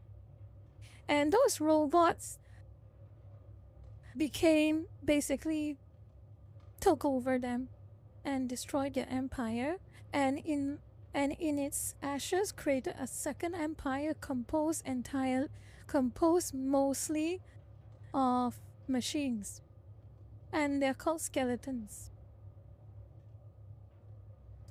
And eventually they became too oppressive and they also fell, and now this is the post-empire period.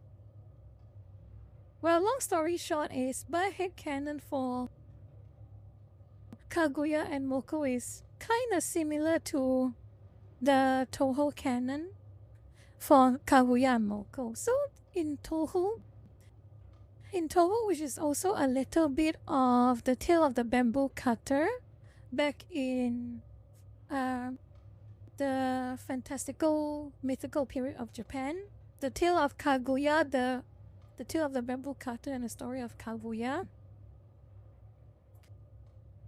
Kaguya, when she was grown up, she was exceedingly beautiful, and of course she was a princess.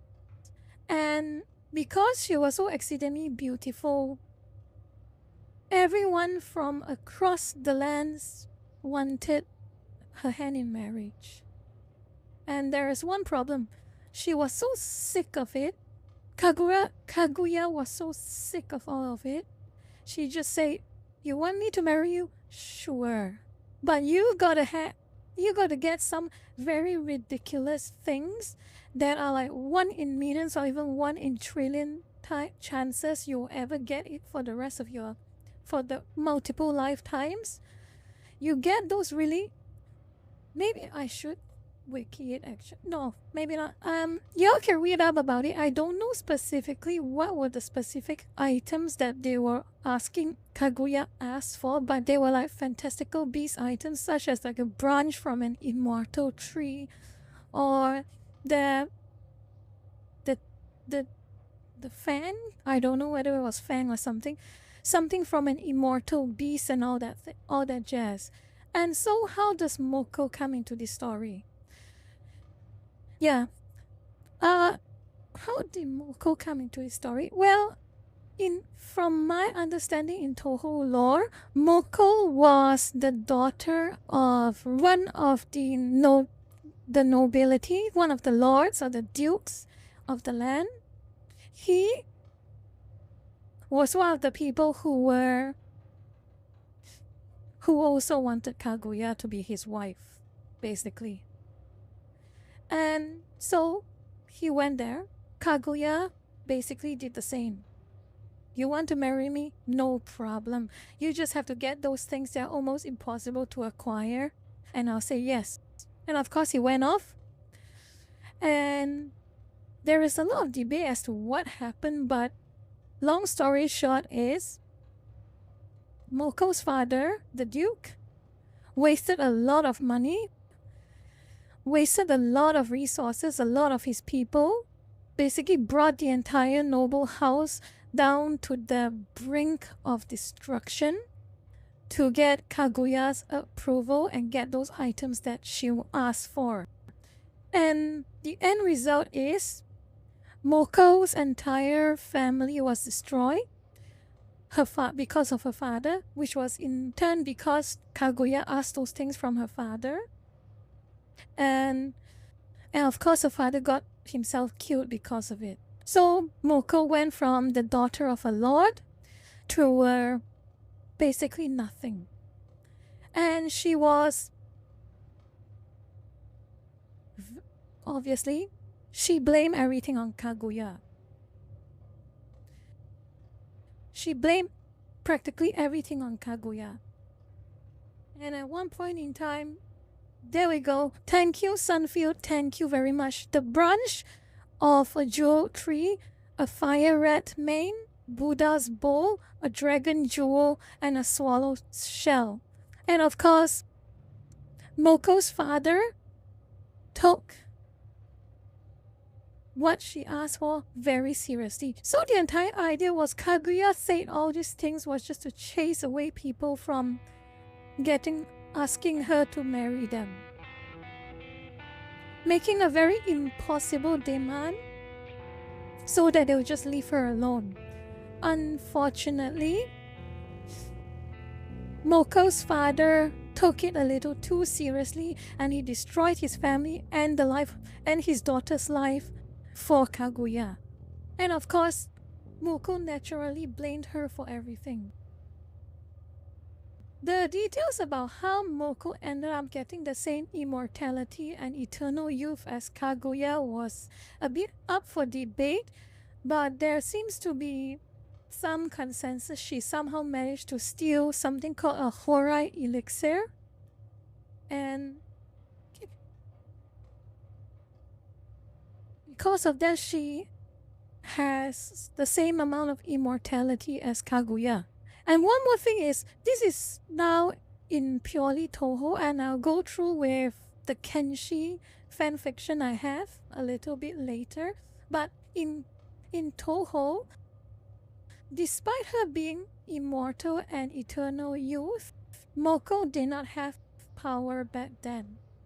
So, at one point in time, she searched around the world, suffered through a lot, dying repeatedly, until she went to a place where a fire phoenix lived. The fire phoenix threatened her at first.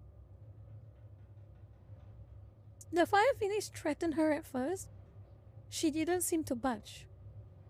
She seemed almost dead inside to an extent. Then the fire phoenix said, "Why do you look like that? Why do you not fear death?" And what she said was she had nothing left. All she had was hate. All she had was a desire for revenge. Against someone who, because of her life was completely destroyed. So the fire phoenix in return took an interest in Kaguya. What he did was, so Kaguya basically saying she seek enough power to exact her revenge. And so the fire phoenix in return said, "Sure, you want your revenge, you're welcome to try. You're welcome to try to get the power I have. But I'm warning you,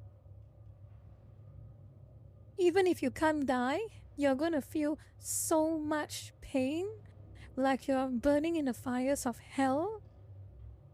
If you want to accept my power, will you do it? She said yes. So the fire phoenix turned himself into ash, and he told her to consume the entirety of the flaming ash, so that and if she manages to do so and survives, she will have the power she needs to fight Kaguya. And of course she did.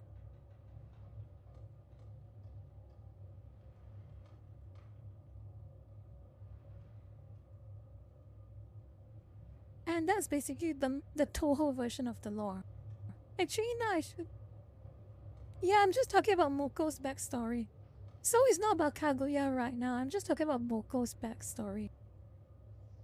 But of course, that is a story for another time. I'm going to talk about the Kenshi version about this. So this is Kenshi's version. Similar story. The tale of bamboo cutter still happens, but in the context of Kenshi, it happened in the First Empire between humans. Zephyr. Am I mixing up the story, and what part have I mixed up? Because I specifically... You know what? What I should do is... Should I write a PowerPoint? Zephyr, should I make a PowerPoint? Zephyr, should I make a PowerPoint?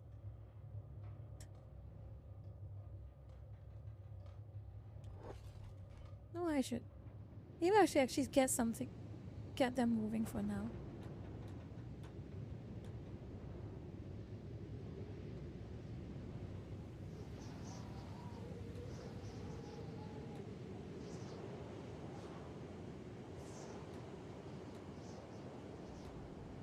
Yeah, I'm sorry, but I think I got a little too rambly for my own interest. Let me see what I have. I want to sell some stuff I don't want. Cane sword. I don't need that. Oh yeah. Everyone's asleep. I need to go. 2 more hours till the store opens. Well, since we are waiting for 2 more hours till the store opens, I need to sell some stuff. I want to continue about the story. So what I talked to you before was just the Toho version of the tale of Kaguya and Moko. So what's the Kenshi version?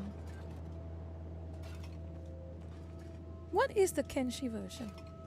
Similar to the tale of bamboo cutter, but of course it happens in the Kenshi version of the world. In this context, the First Empire.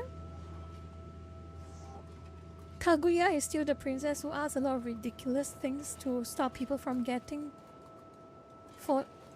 her to marry them. And Moko is still the daughter of a lord who is trying a little too hard to meet her demands. And my own little fun fiction is that, let's see, instead of a horite elixir in Toho, I modded something into the game that is called this.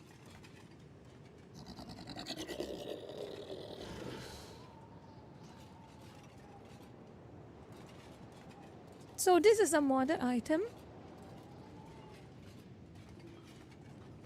and it's kind of low accurate per se to Kenshi.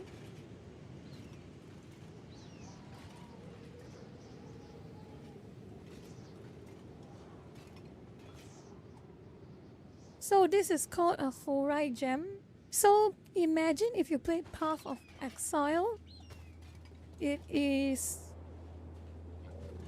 What? Path of Exile has something called a gemling, remember? For those who played Path of Exile. Something called a gemling. And this is the same idea that I had.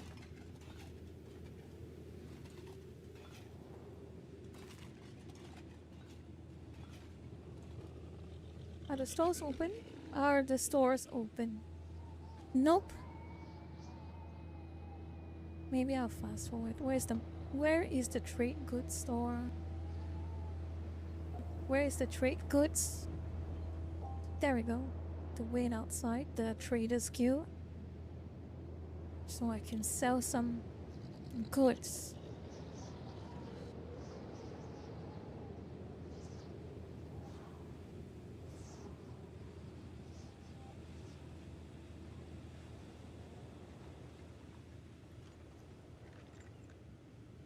I'm sorry, lurkers, for the very confusing lore dump. When I talk about Tohu, I tend to get a bit over enthusiastic, and I apologize for that. I mean, why are they not opening their stores? Open already.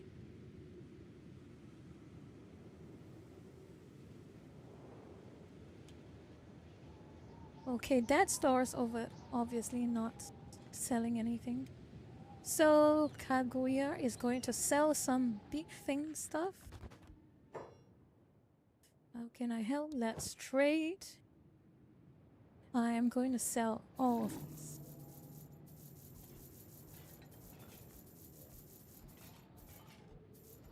Sell some. No. See.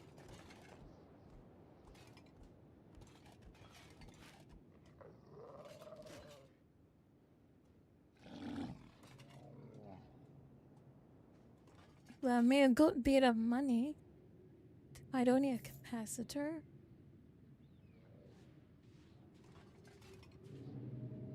Alright. That's done for now. Does Moko have anything to sell?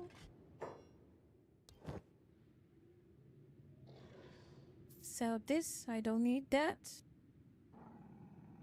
Electrical components. Probably need some books. 50 books will be good. The only RTS I have installed right now is Battle Realms, which funnily enough I actually bought Seth's little meme about how Battle Realms is how Kenshi's the sequel to Battle Realms, but I doubt it is. Luigi, you better go sleep. You better go sleep. Not having enough sleep is miserable. Yes, go rest. But it's just a giant map and it's turn-based, Mark-chan. Ooh, a fight's breaking out.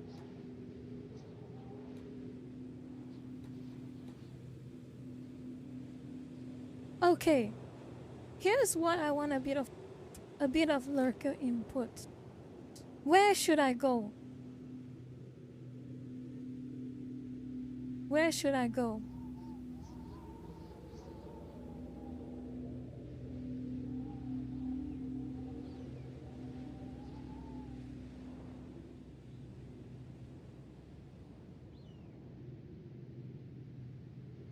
But Ashlands is boring.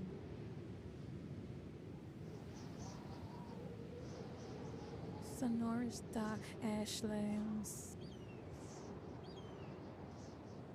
What has the most fighting and the most loot?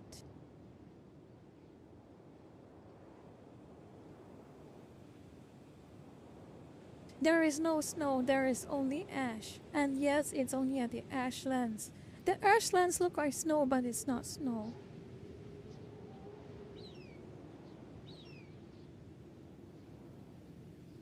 Well, Fog Islands, you mean?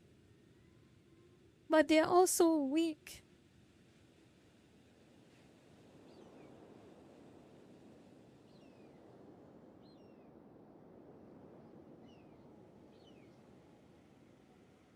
You know what? Let's take a stroll to the Cannibal Plains. Maybe go to Cannibal Plains.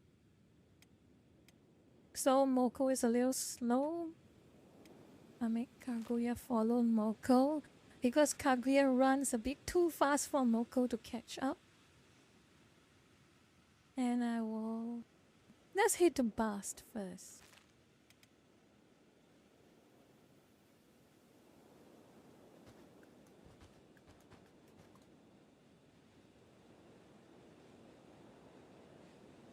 I hope I get into a fight. Because I can show you all how combat is like in Kenshi.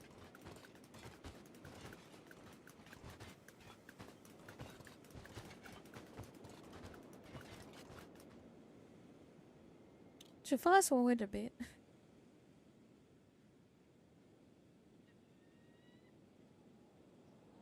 Malcolm, think about it this way. It's almost like an MMO without the online. Oh, a fight. What's going on? Oh, okay. Nothing big. You have two options. You have two options if a character dies. First, you better hope you have a save. If you want to cheat that way. Alternatively, you let your character stay there and you start a brand new game. Lowin Koi. 3 more days to Chinese New Year. Thank you for the wishes. Yeah, save's coming, basically. Ooh, that's a whole lot of people. Who are they? I want to reduce this size a bit so I can just... Okay. The Great Desert. What a view. This is what I love about Kenshi actually. Although it has a very old... It looks like an MMO, doesn't it? Lowin Koi. It does look like an MMO. But it's not. That's the best thing. Everyone here, it's all AI driven.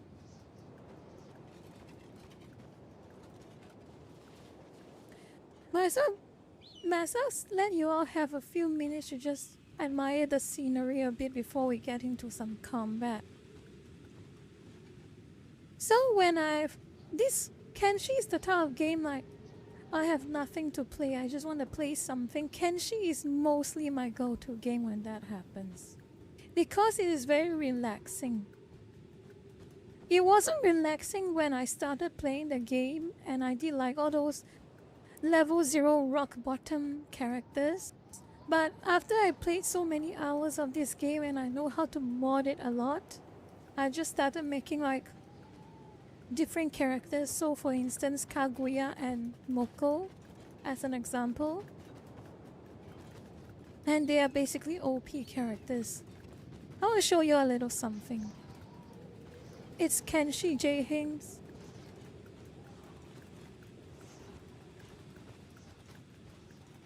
A lot of mods. There is a lot of Kenshi mods. Okay, no one here for a while. Stoked.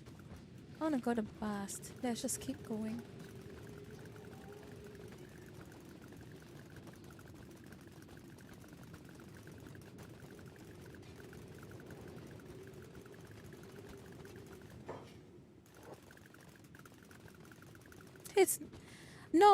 Zephyr, I didn't say it's an old game. I say it's a game that uses an old... Stop right there. What did I do? What did I do? Stupid gods. What did I do? Stop there, Drifter. I need to load 3 of bags of shady codes.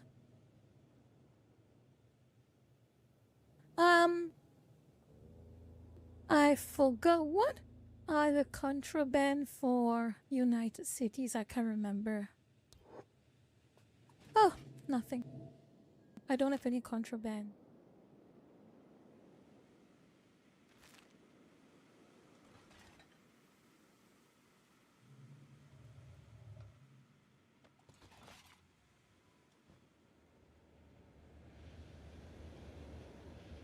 So there are 2 very big factions right now in this game, in the post Second Empire of Kenshi.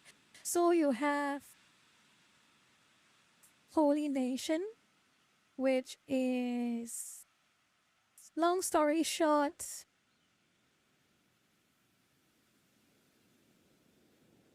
if what would be if chuds ran a nation, literal chuds, as in a leftist perception of what a chud is. They ran a nation, and of course there's this one, United Cities. It's basically, imagine after the Qing dynasty of China, the little small periods between Qing dynasty, after Qing dynasty but before the Communist Party. It is during the warlords.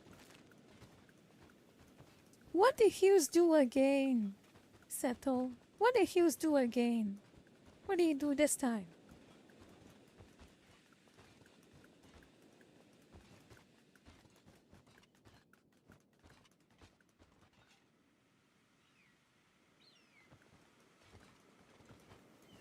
For now,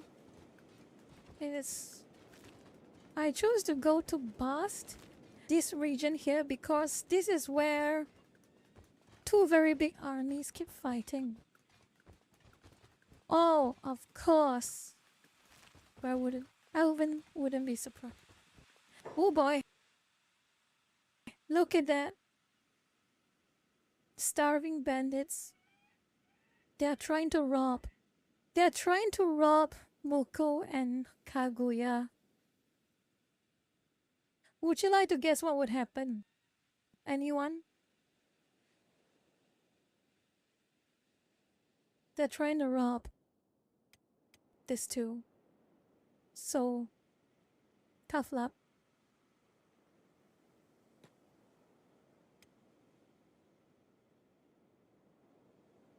It will not end well for the bandits, indeed.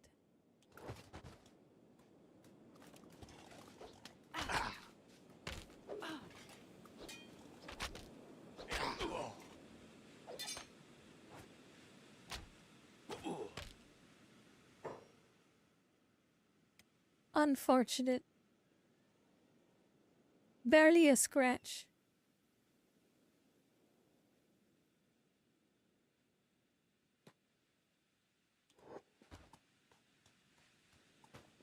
Well, Moko, you...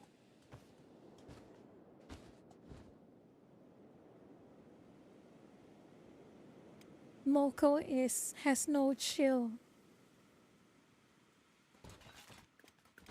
Okay, let's keep going.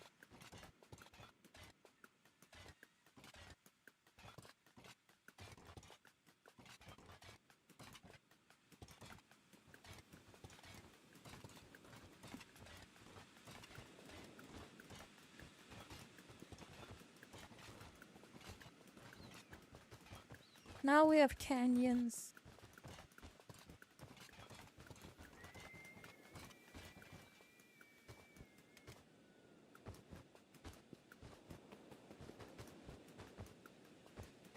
Anyway, I am surprised that Hughes is able to keep coming back each time. Did Hughes get banned like ban, or it's just like post-blocked?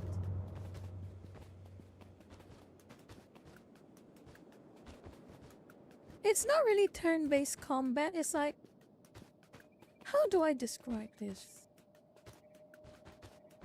Oh, 30 days ban, okay, not the end of the world.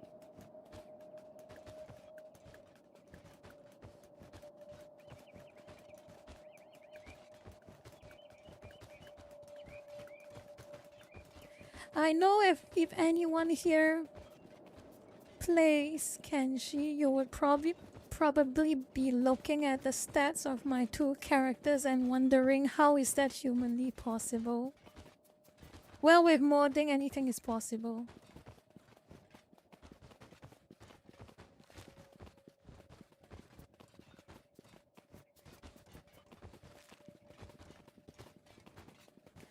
Seto-chan, to be fair, Facebook has never been a big fan of anything. Ooh, what is Kaguya saying? Old city wiper incident. Ah, yeah.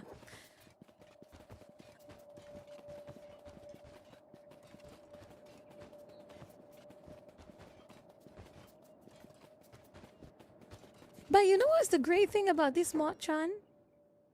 That's where you're kinda wrong. The problem with a game like Kenshi is that it does not have, despite how moddable it is, it does not have a proper cheat mechanic. You don't have like cheats that increases your stats or anything like that. Everything you have to mod it in. You have to mod in a proper start for everything. It is a bit hard to...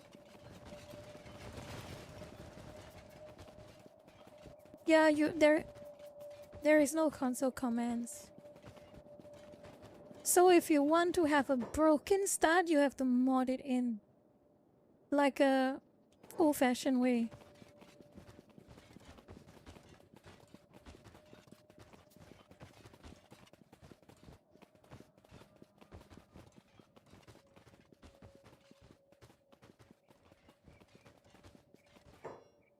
But here's the thing, Mod-chan, I have played a lot of Kenshi back when he was like... I did fair runs, and I suffered through everything. So I just want to make like my own roleplay type of characters. Can you please move faster? Okay. No one is fighting. Fine, let's just keep going to the cannibal plains. Okay, cannibal plains for sure. There'll be a lot of fighting.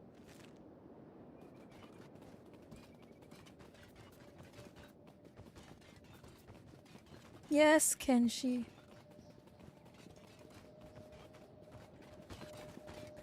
Due to preference from the rest of the chatters, they wanted me to guide them through Kenshi.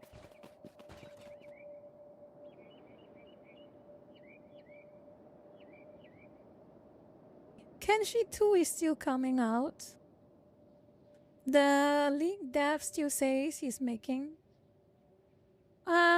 It's not Chinese New Year yet, Cornelius. No, Kenshi is a character in Mortal Kombat, but Kenshi in this is the moon they're on. It is a moon that is habitable, not a planet.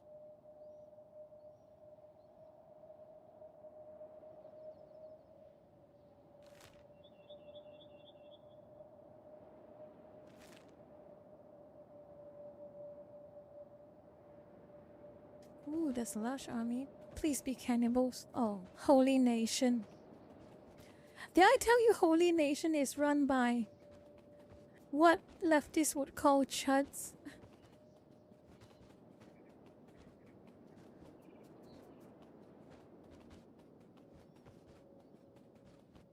I hope they try and start something. Of course they don't try and start something.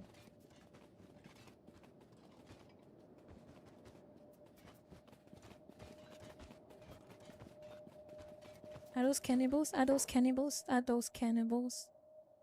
Yes, they are cannibals. I'll show you all some combat. And range combat is boring. That's when I want to play quietly. I'll show you all Kaguya fights. Okay, attack. No, let's have them both fight. I'll show you how the game works.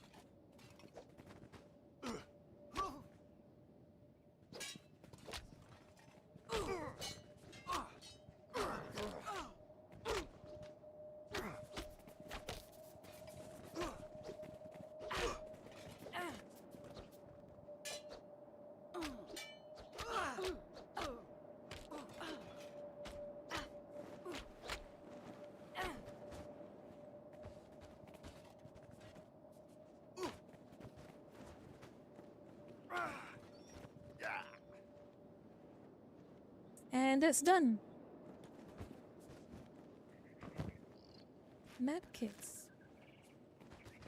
It's very odd that these are cannibal characters. Literally cannibals. And the odd thing about them is that they have a lot of medkits for some reason.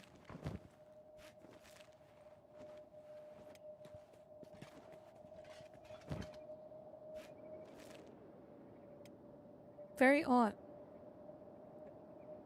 Okay. Let's keep going.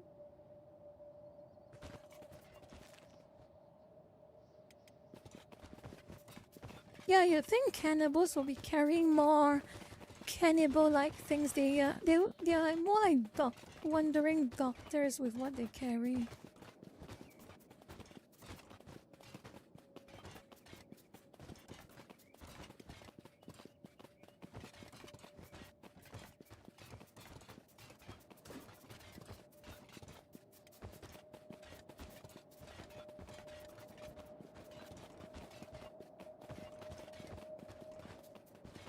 Zephyr, are you married?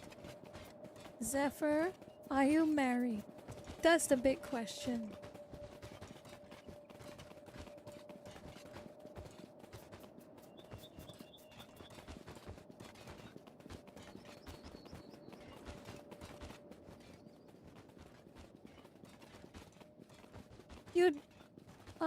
You didn't miss a lot. We are just basically playing. I'm just playing Kenshi. I'll let Kenshi play itself while I have a little chat with everyone. Oh wow, it's 10:22. It's almost. It's quite. Almost 3 hours already. That's interesting. Hello, Legatus. So, Zephyr, don't worry about it. You are not obligated to give red packets because red packets are something only married people have to give. Oh, 2 warring armies. You want to watch that? This is gonna be fun to watch.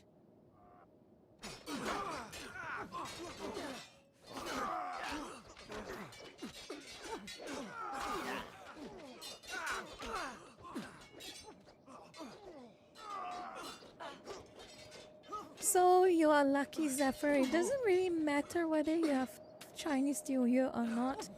You won't need to give money. Not until you have a wife. Or a husband, if you're a man or woman, depending. Or whichever.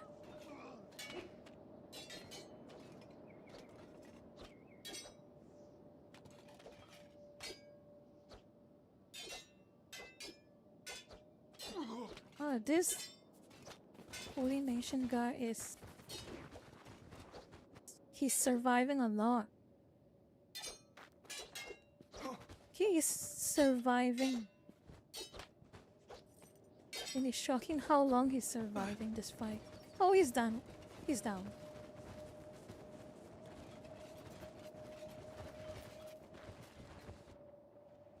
Oof. That's rough.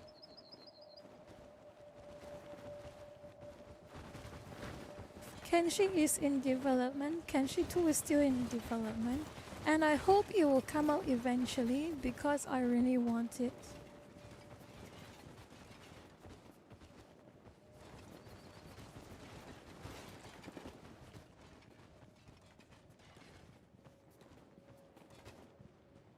So you won't have to worry about red packets, Zephyr.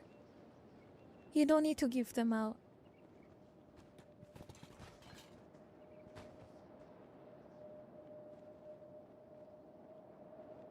Oof, that hurts. Okay. Oh yeah, still one more guy. Oh, cannibal. This is a very dumb cannibal to get involved in a fight with an army.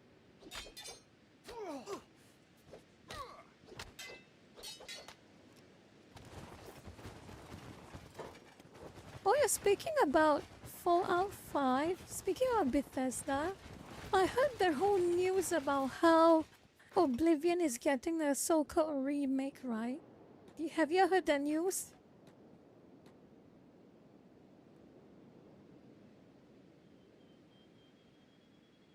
Oblivion is getting a remake. You hear the news?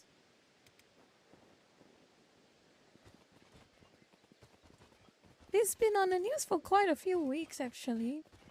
But either way, even if it was a case, I question what's the point. Because there's one thing. There is something called Sky Oblivion, which is a bunch of modders are porting Oblivion, create a full remake of Oblivion using the Skyrim engine. So I was thinking, what's even the point then?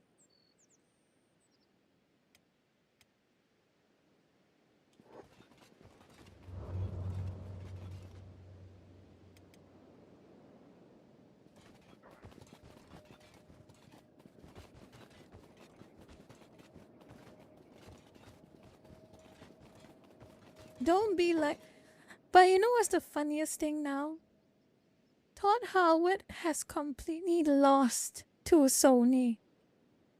Because all Sony ever does now is remake every game they have. And even games that came out a couple of years ago and it still looks practically unchanged, they still somehow manage to want to make a remake about it. So it is time for Todd Howard to kneel to Sony. That is the dumbest remaster I have imagined. Last of Us 2 already looks fine. And they still somehow thought it was a great idea to remake a game that came out like not too long ago. Ooh, this cannibal is looking for a fight. This is not smart. Oof.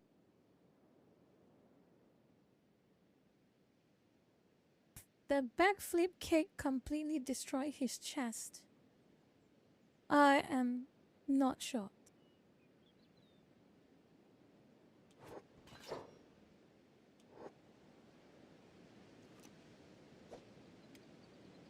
Who are you shooting, Kabuya?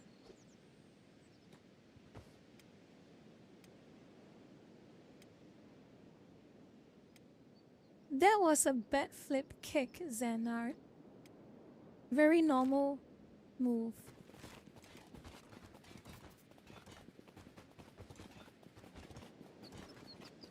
I want to go to a place that has a lot of enemies. I want to go to a place that has a lot of enemies to just show off some of the things I've added into the game.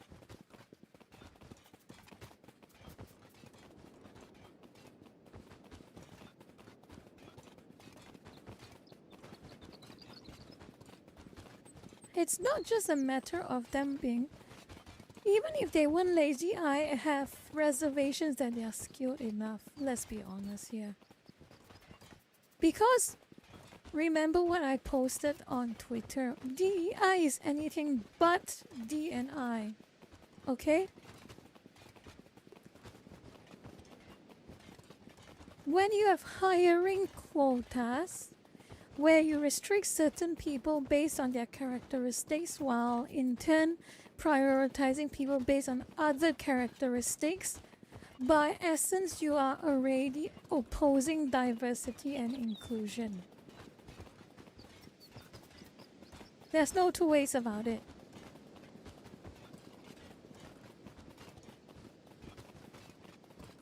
And because you have a hiring practice that focuses too much on quotas rather than quality, you have bad products.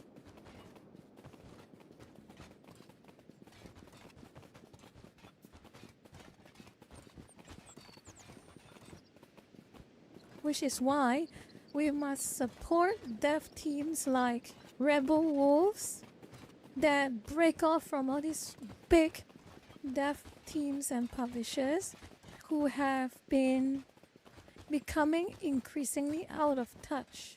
Oh, who is this guy?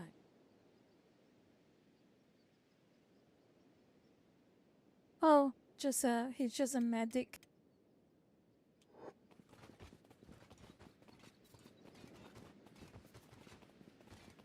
I don't have any particular bad impressions about Kingdom Come Deliverance. The only reason I probably won't buy the game is because the gameplay does not appeal to me. The combat system is not really very appealing to me. But that's about it.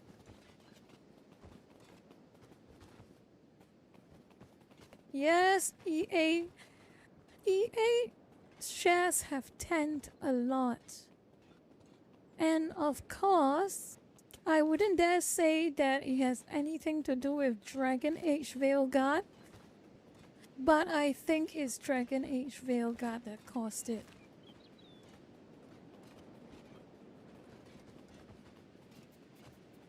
Expedition 33, what game is that? What game is that, Expedition 33?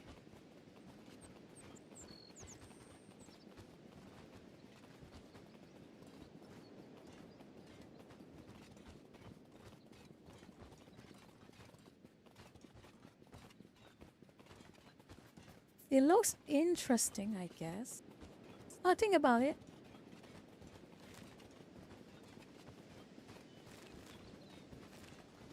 Did you just make it to the Cannibal Plains?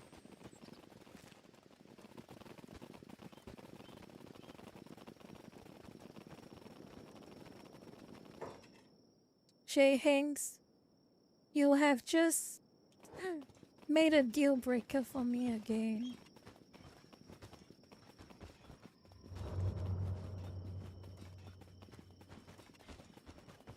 I will see. I won't prejudge, but I will see. Kimmer, unfortunately, right now, Unreal Engine 5, it has become the Unity engine for modern devs. For a completely different reason. It does not have a bad reputation because solely of being an asset flip nightmare, but it's a mix of being both an asset flip nightmare as well as being an unoptimized mess.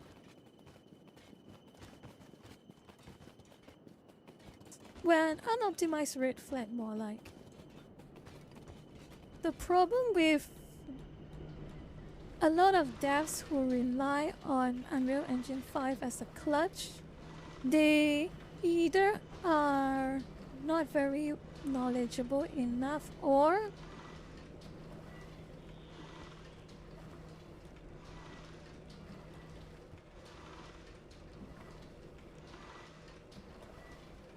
too lazy to properly optimize their games. Yes, I know about that.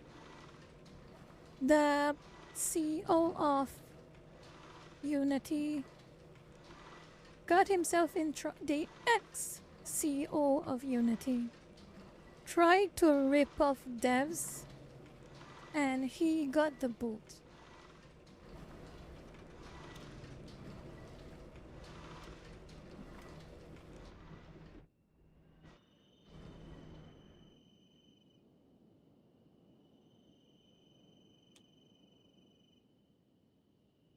Alright, and don't mind me, I'll be back in a couple of minutes. I'll see you all later. Hold on.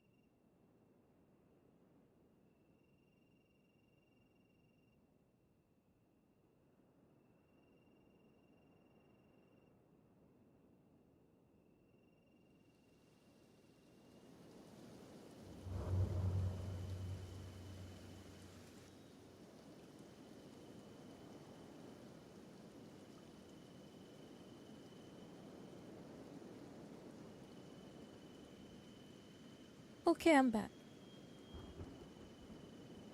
Hopefully I didn't take too long.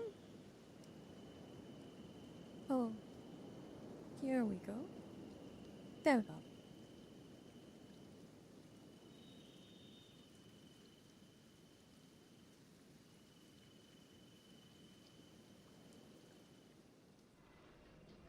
Okay. It's 2:39.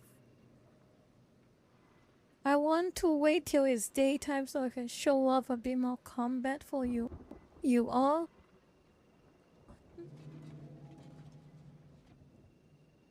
You know what? You know what? Might as well talk about this. Guess why this whole village is abandoned?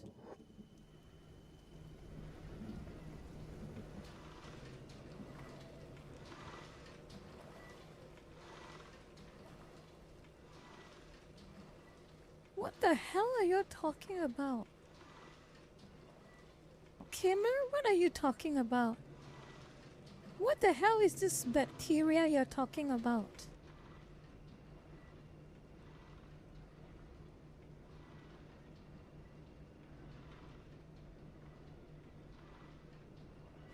No, they were eaten by cannibals.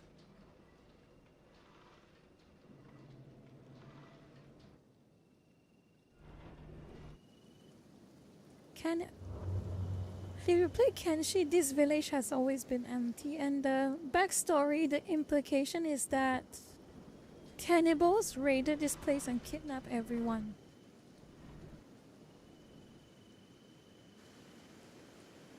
Oh, there's a medic store over there. And who are they fighting over there? That's a lot of action. Ooh, an army of cannibals. Fighting against who? Oh boy. Okay. A bunch of nomads are in trouble. So try and save them.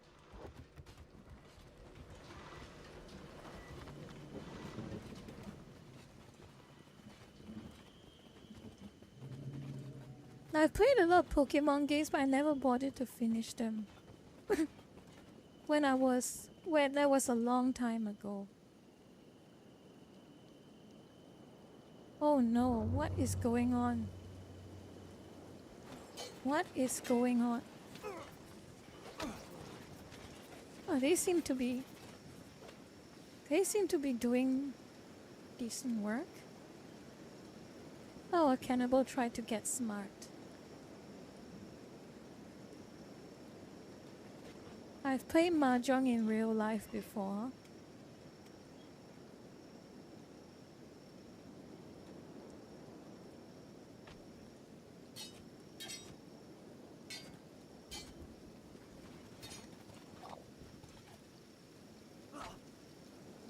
Oh, you're watching Ultraman with Red. Okay, enjoy your movie night with Red.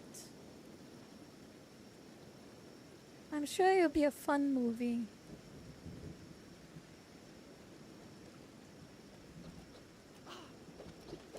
Mahjong makes Monopoly look like a wholesome family game.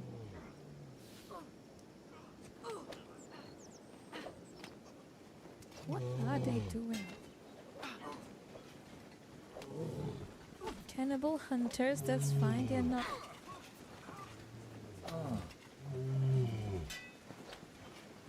Why are cannibal hunters attacking nomads? That is so confusing. Nomads don't tend to harm anybody. That is so odd.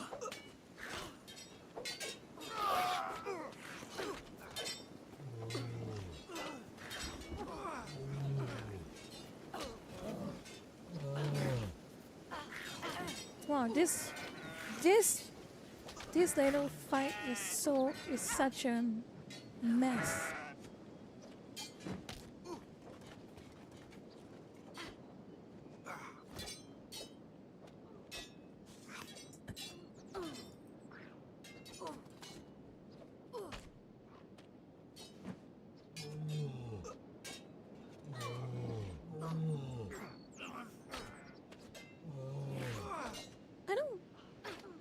get it. Why do... This is so confusing. Normally nomads are like a very passive faction who will just like... They'll fight if they're provoked, but to see them actually engage in a fight with cannibal hunters of all people who just hunt cannibals is so odd.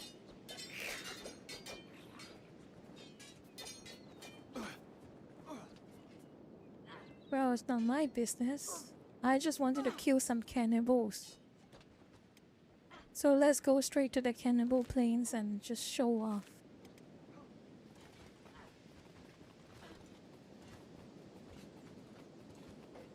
I'm not gonna settle political disputes or infighting.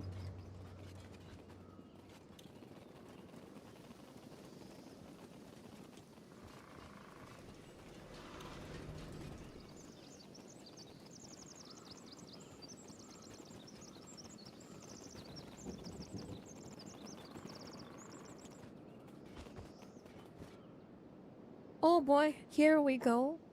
Hope it's a large. Oh, it's just a bunch of them.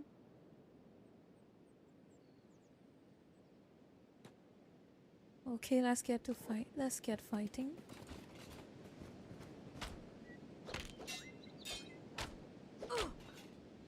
Oh, that was fast.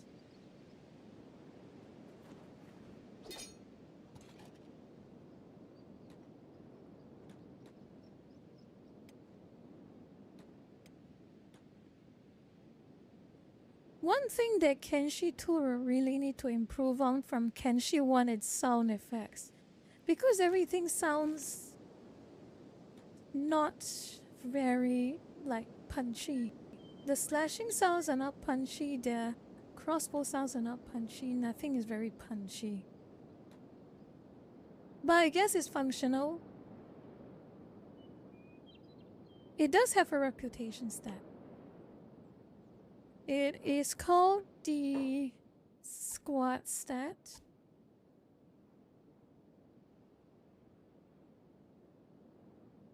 So here's the stats for these two comedians. Basically, people who start a fight with them hates them because they always end up dead.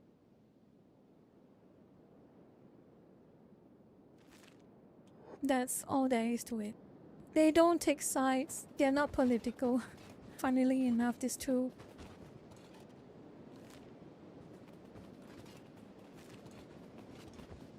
They just don't like it when people start trouble with them. And they end it in the most horrible way possible for the people who started it. Very law accurate.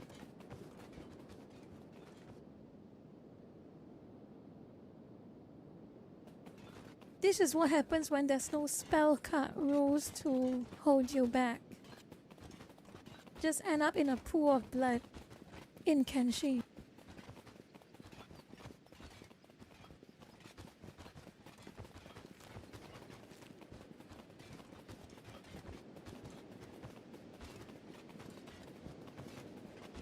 Where are cannibals? I just want to fight some cannibals.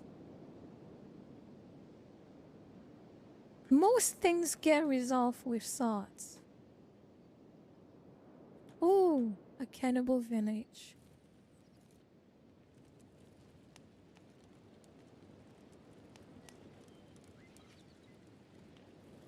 What do you think? You want to invade this village? I wonder if they'll survive.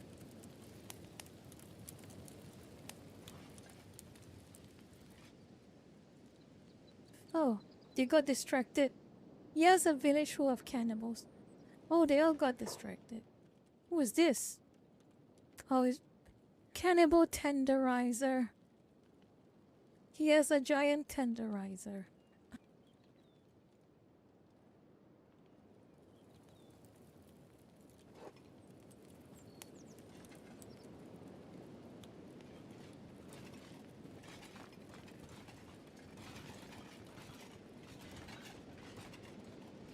Cool. Oh, he fetches a pretty hefty price. Alive. Kenshi has a bounty system. Certain big, serious characters are worth some money if you catch them alive. And if you catch them dead, they usually are worth a lot less.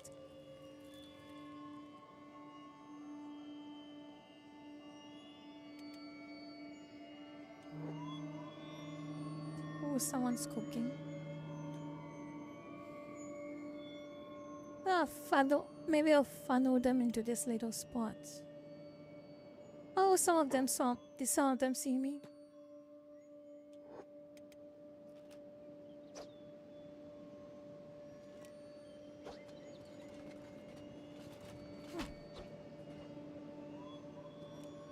No, some are coming.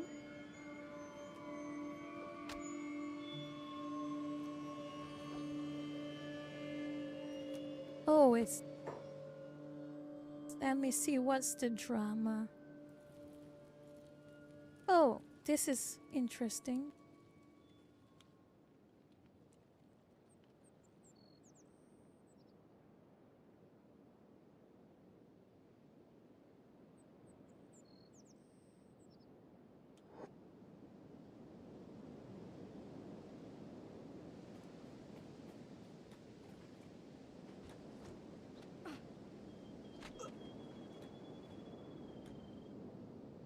Oh.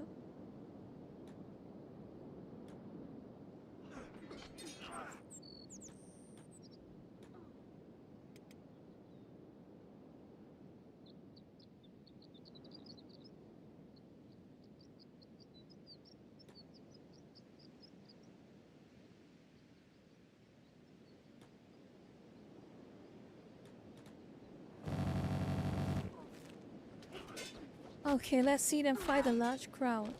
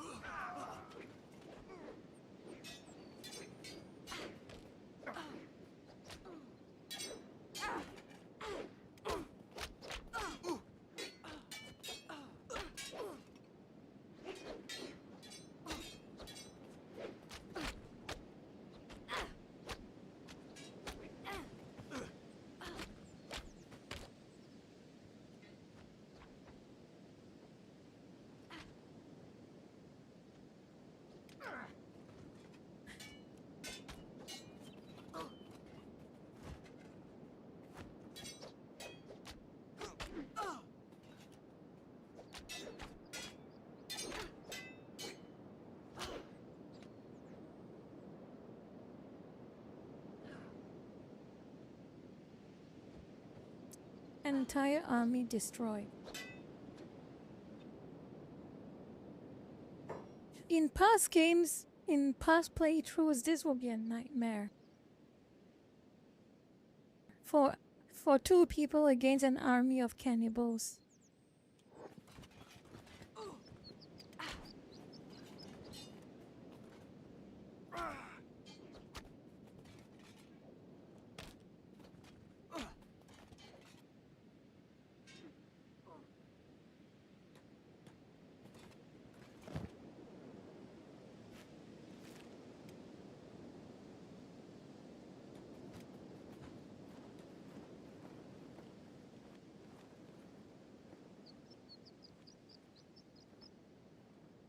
Well, there is a mod that can make you go as high as 256 characters.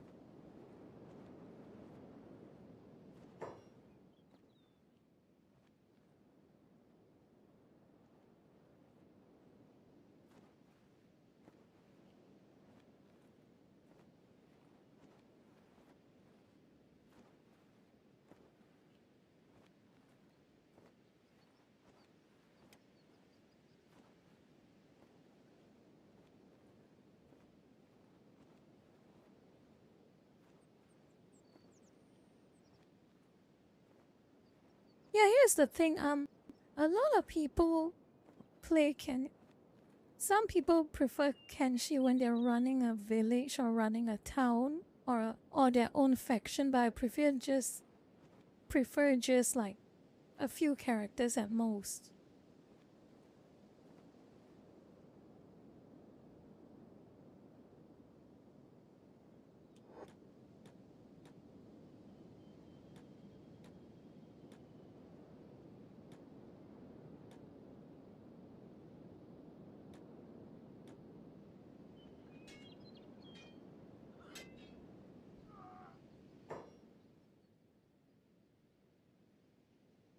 Yes, the game itself is very silent, Peter.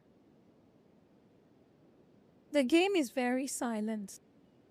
And to be honest, when Zephyr, people do Resident Evil 2 remake live streams, and we can see how much gore is in those games.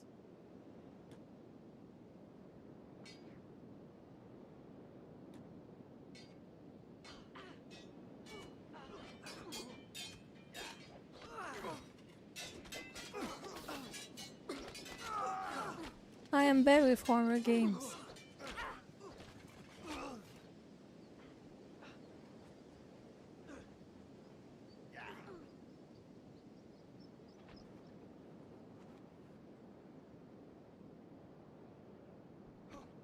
Yes, it's Kenshi.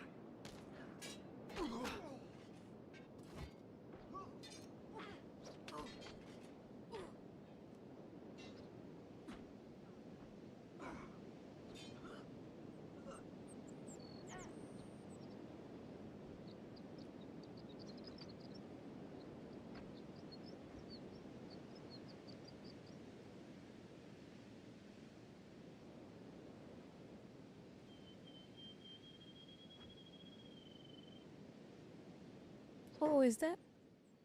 That is... Okay, we need to get him alive. Trade him for...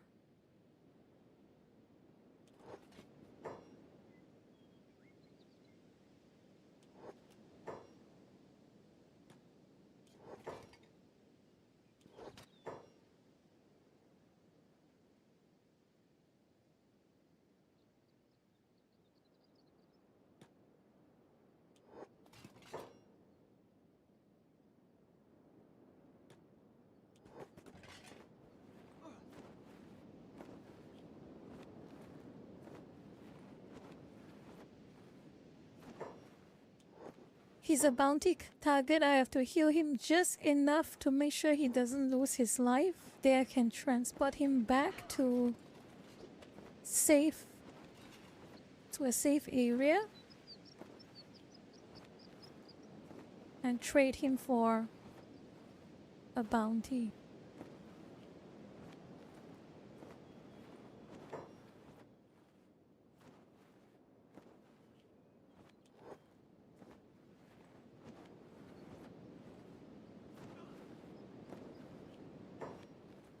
Okay, first pick him up.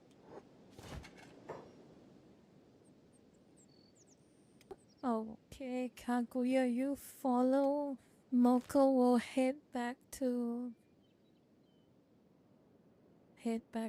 Oh, goodness me. It's gonna be a long trek. It's going to be a very long trek to Stoat.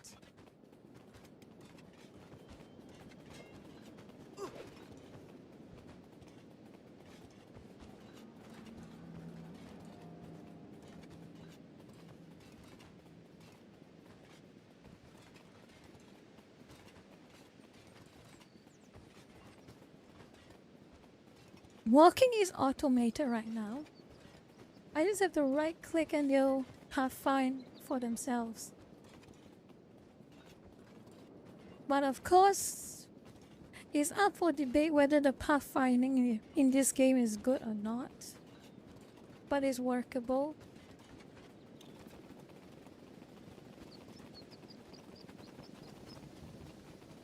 Oh, big things.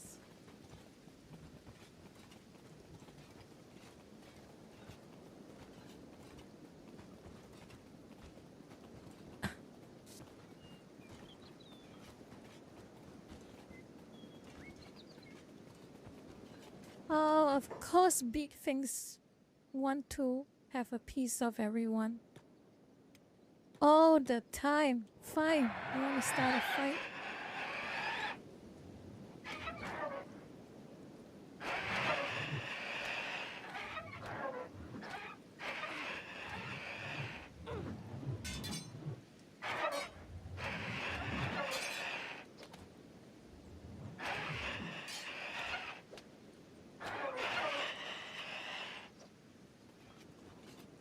Done?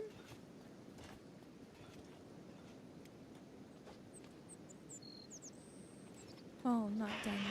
Okay, done.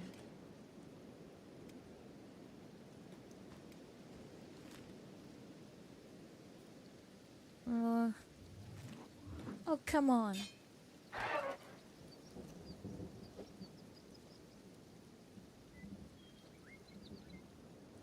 Right, stop it. Stop provoking big things. Aguya. You have to follow Mopko, and she has to go to Bast. No, wait, go to Stout. They are called big things. They are meat eating. They are carnivorous dinosaur turtles.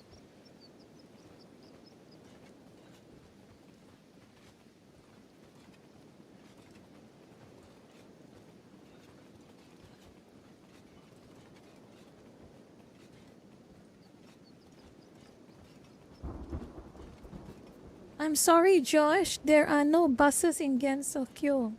Cyrno is right. Oh, those are screamer bandits.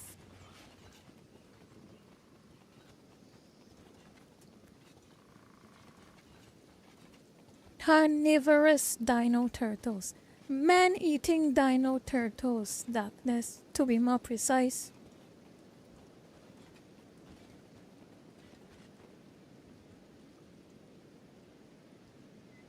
Oh no. What are they doing? No, I'm not interested in...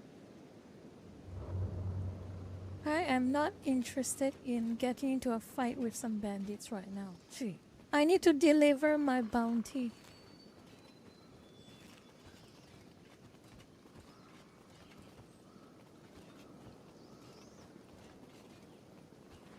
Oh, they sound like Tsurugi. I can imagine Tsurugi to be doing this.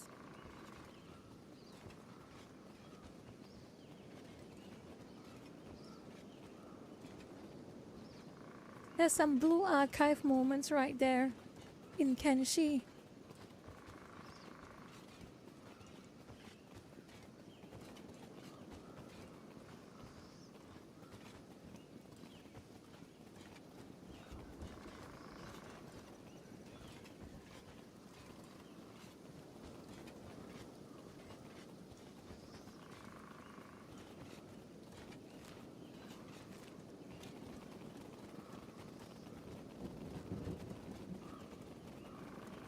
Okay, some peace and quiet.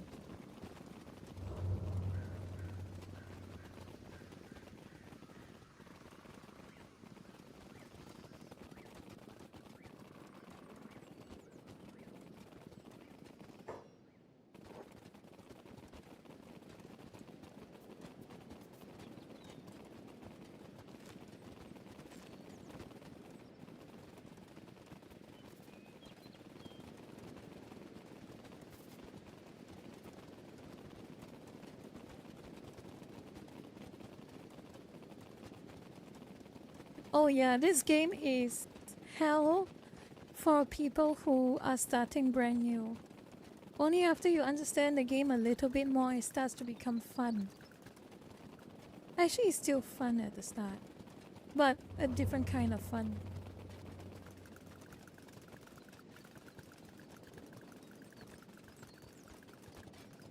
Oh yeah, talking about Toho as well. Toho is pain also. A different kind of pain.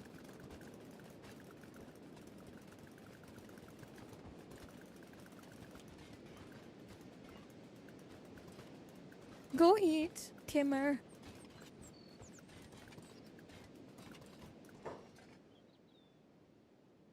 Oh, Kaguya, you are being particularly grumpy today.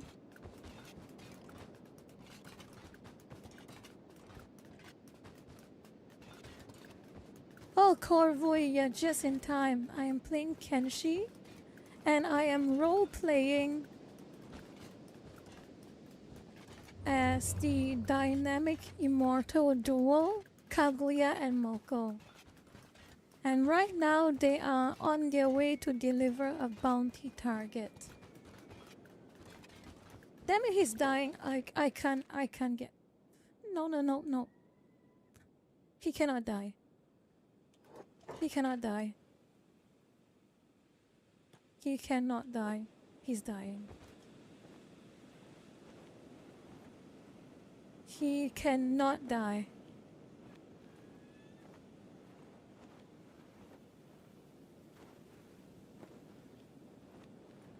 Need to fix his chest and his right arm. A little.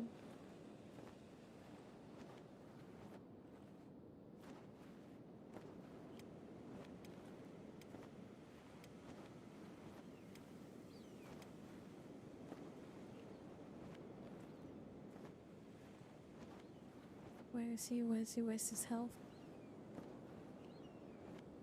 Just need to heal his right arm enough to make sure he doesn't bleed out.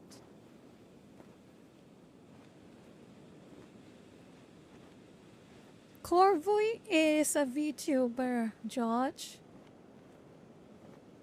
You can link your account in the chat, Corvoy. Link your account in the chat if you want, I don't mind. Link it to George.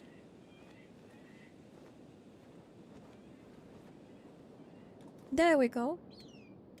Now he should not die. But I will loot his goods. He won't be needing any of this. I don't need your cannibal armor.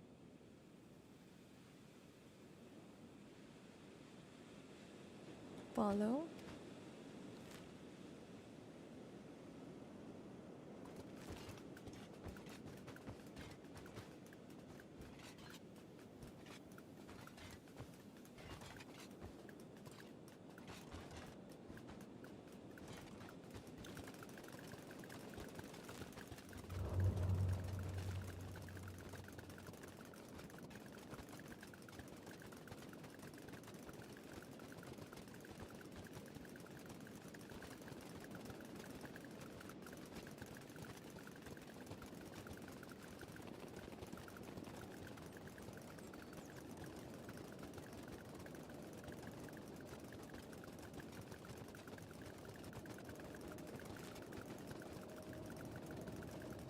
Not too short, not too close now, not too far now.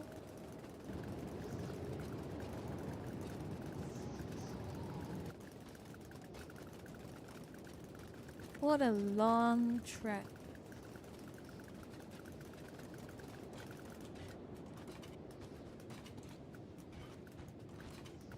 Empire peasants, okay, they're not hostile.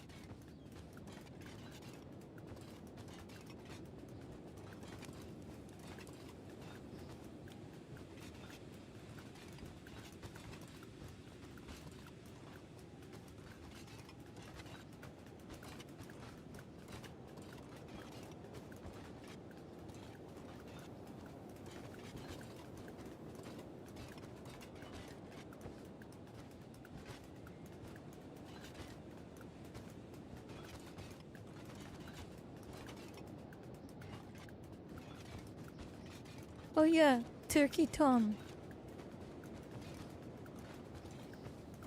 Kinda said that it is said that Tom Dark or Turkey Tom has a very low regard for VTubers, but considering how some English speaking VTubers behave online, I can't exactly say I can blame him for thinking that by default.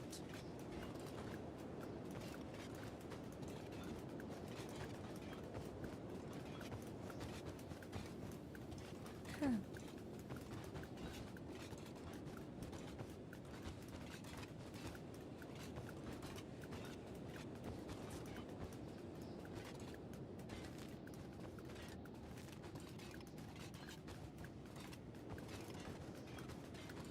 I think after I drop off this bounty, I'll show you all a different location.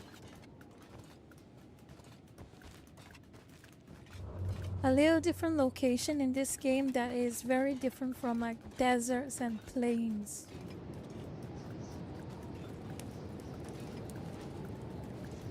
Oh, who are this? Who are this? Raiders? Let's see if they can outrun. Oh, they gave up. That's a surprise.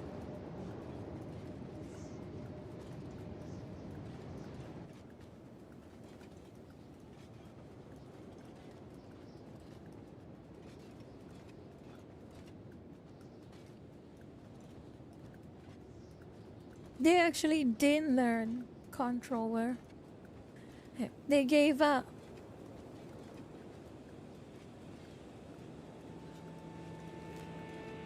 They almost got themselves killed.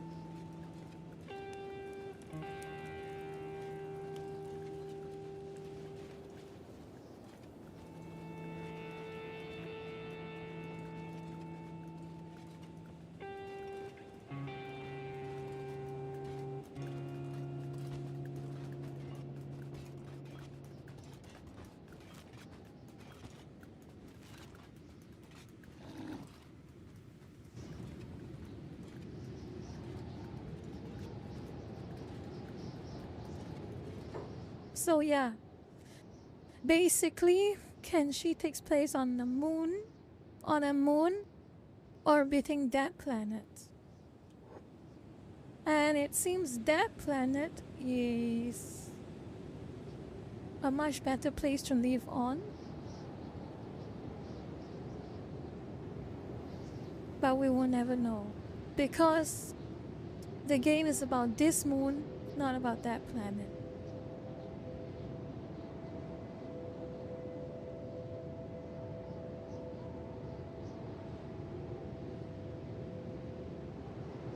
Oh, finally we're reaching.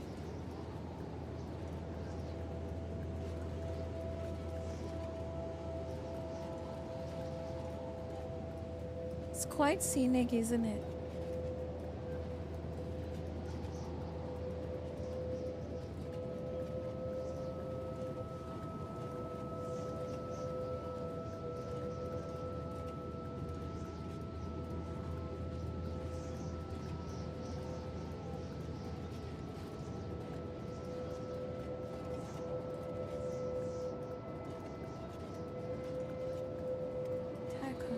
I'm not interested with talking to them.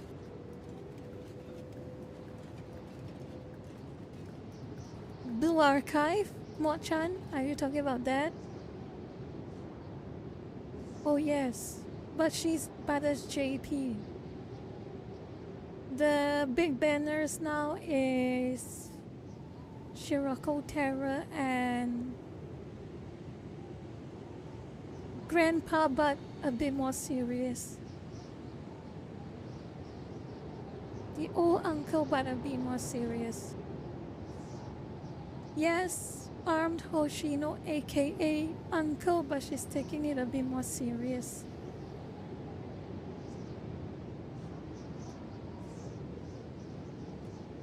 And Shiroko Terra is actually a pretty good character. She's like pure damage. She does a lot of damage in a very short span of time. Very good for bossing.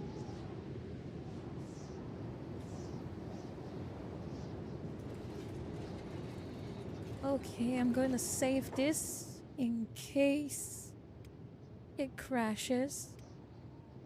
I can never be too certain when it comes to Kenshi. Where is the police attendant? Where is the police attendant? Where is the police attendant? Oh, there he is.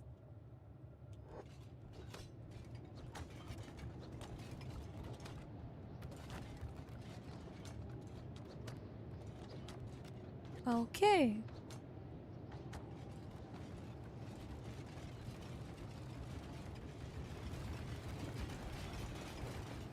Now I've gotten a hefty reward.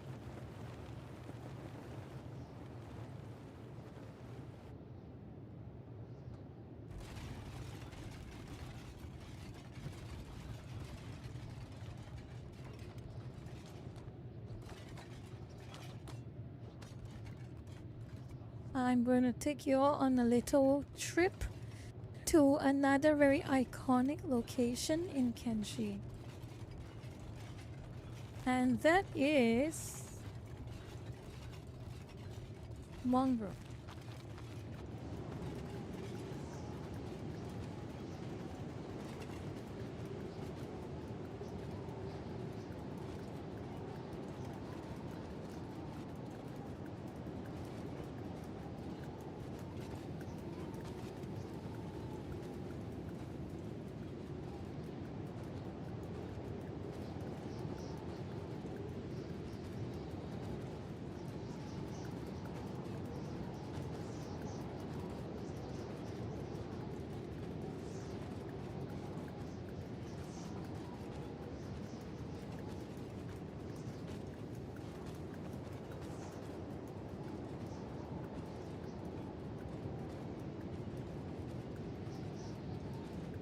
Please. Oh, of course they want to fight. They're looking for a fight. Fine. Fine. Want to fight a fight. Done. Let's keep going to the Fog Islands.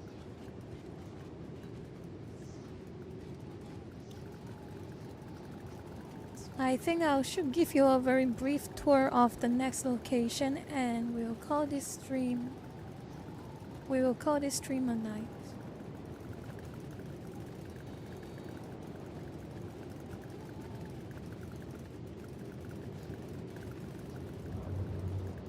Spine Canyon. Nothing.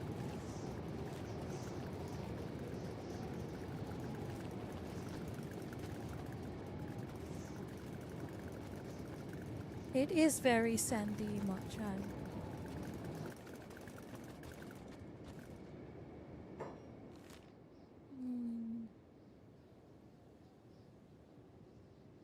What a long trek to one. What a long trek to Mongrel. No. Let's fast forward a bit.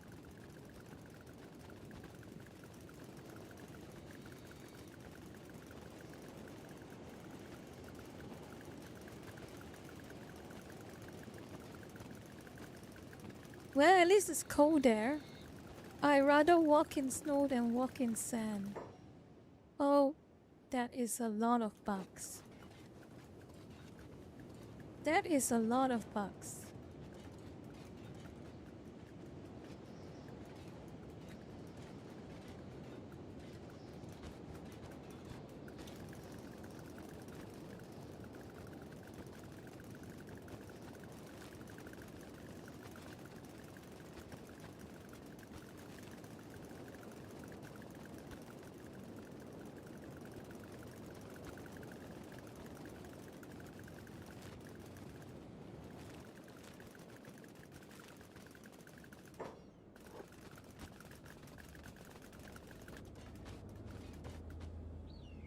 Oh, and a fort.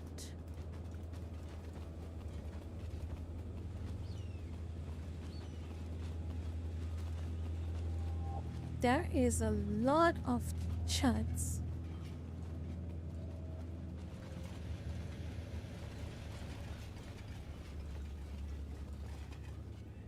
Yes, most of this game is running. It is just a lot of running.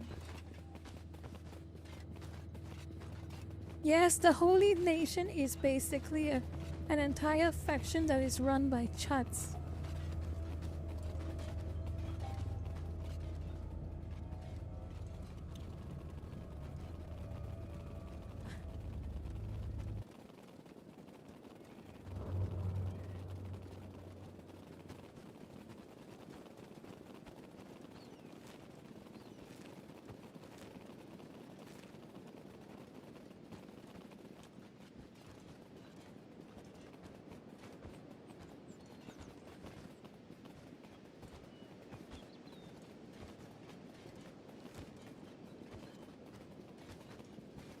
What a long trek. Have to keep fast forwarding. So while we watch Moko and Kaguya trek from one end of the map to another, how about a bit of chat? Oh yeah, Far Cry 2 driving. I remember those days. It's funny.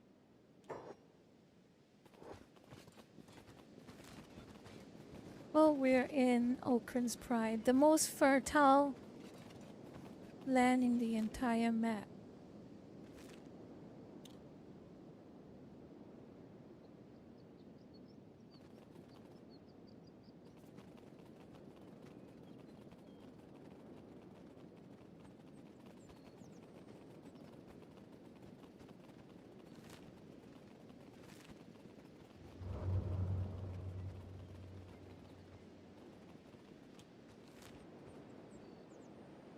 Oh boy, this is such a long trek.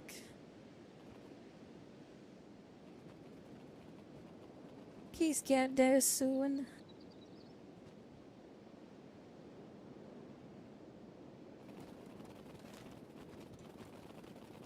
Holy mines. Hey, oh. Oh, no one. Okay.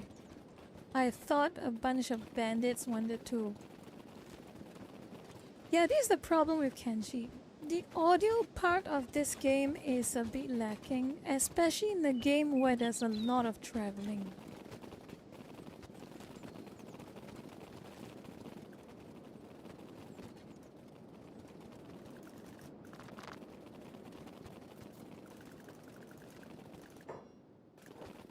Oh, here we go, finally. Fog Islands. This is another very dramatic place.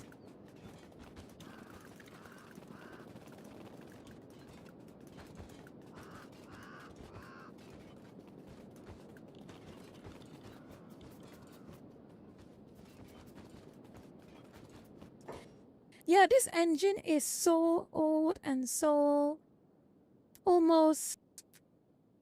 It's a solid engine, but it's very old and showing its age. One of the problems with this engine is that it's very hard to tweak audio in this game. So there are a lot of firearm mods, a lot of rifle mods in Kenshi, but with the way the engine is set out, it is almost impossible to implement gunfire sounds.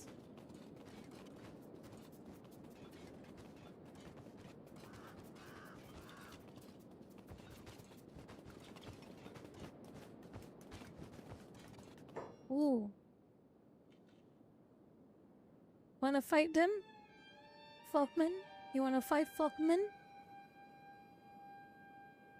These are fog zombies.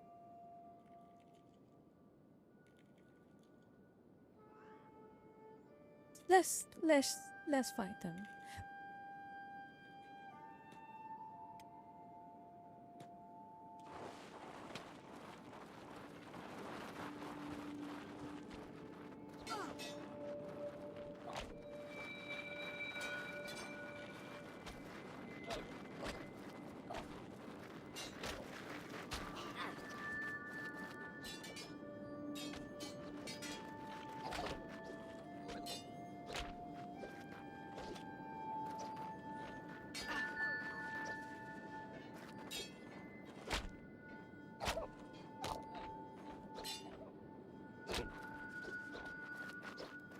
What Fogmen lack in skill and strength, they make up for in numbers.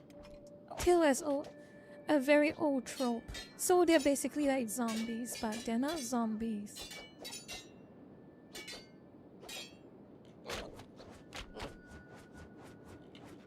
Ooh, nice spin.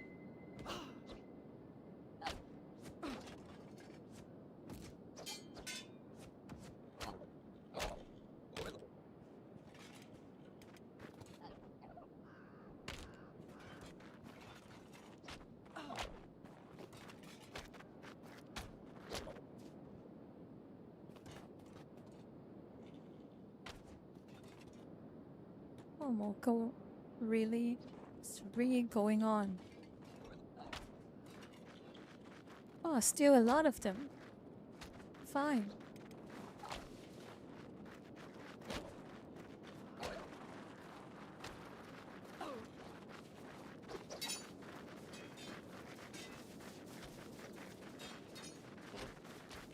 On one hand, I am glad he switched to a more modern engine, but on the other hand, whenever I hear Unreal Engine 5, I get worried now.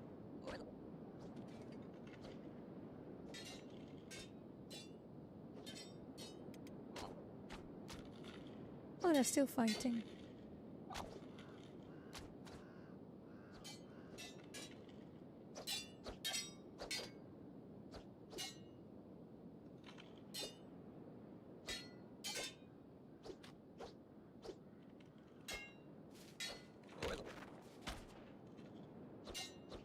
Oh, this is going to be a long fight.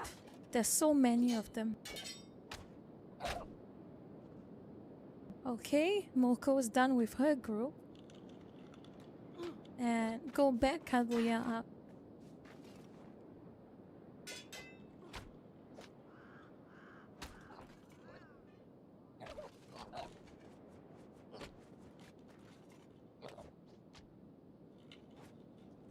Are you done? They seem almost done.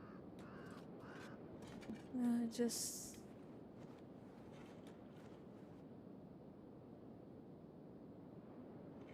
Okay. Now let's go visit Mongrel.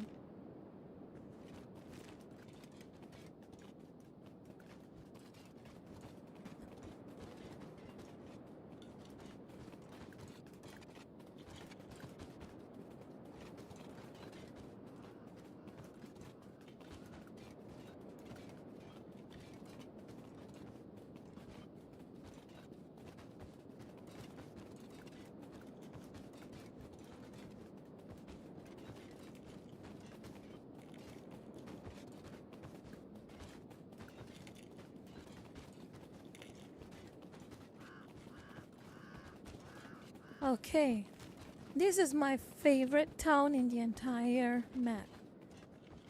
I always love this place. He's roomy. He has a lot of very tough guards, and of course there's a lot of farming opportunities with this Falkman. Because I'll show you something. I want to show you something. The good thing about Falkman. So I attack this guy.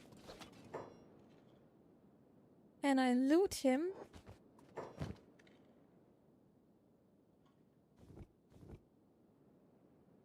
He has hits.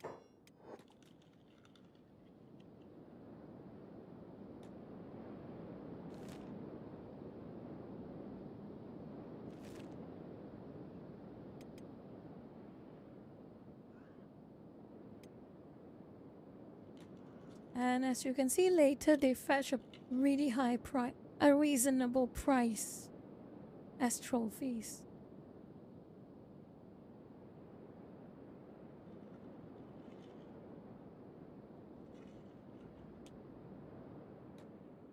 Okay, finally made it to town.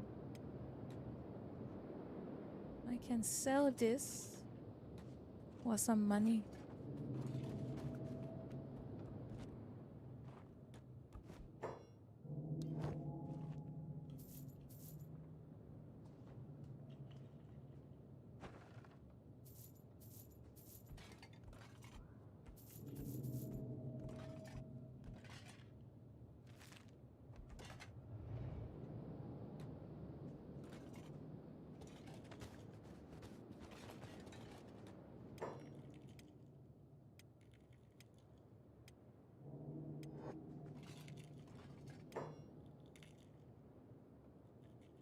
Okay, so this is Kenshi, my little kind of relaxing but hopefully not too boring game playthrough of Kenshi.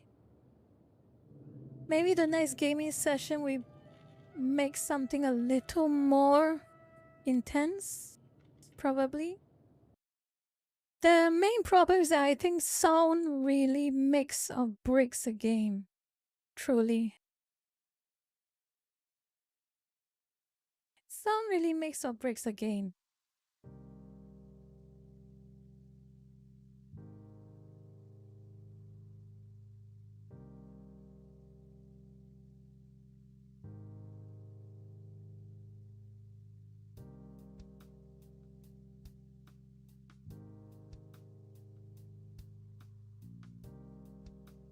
Well, anyway, I think I am a little bit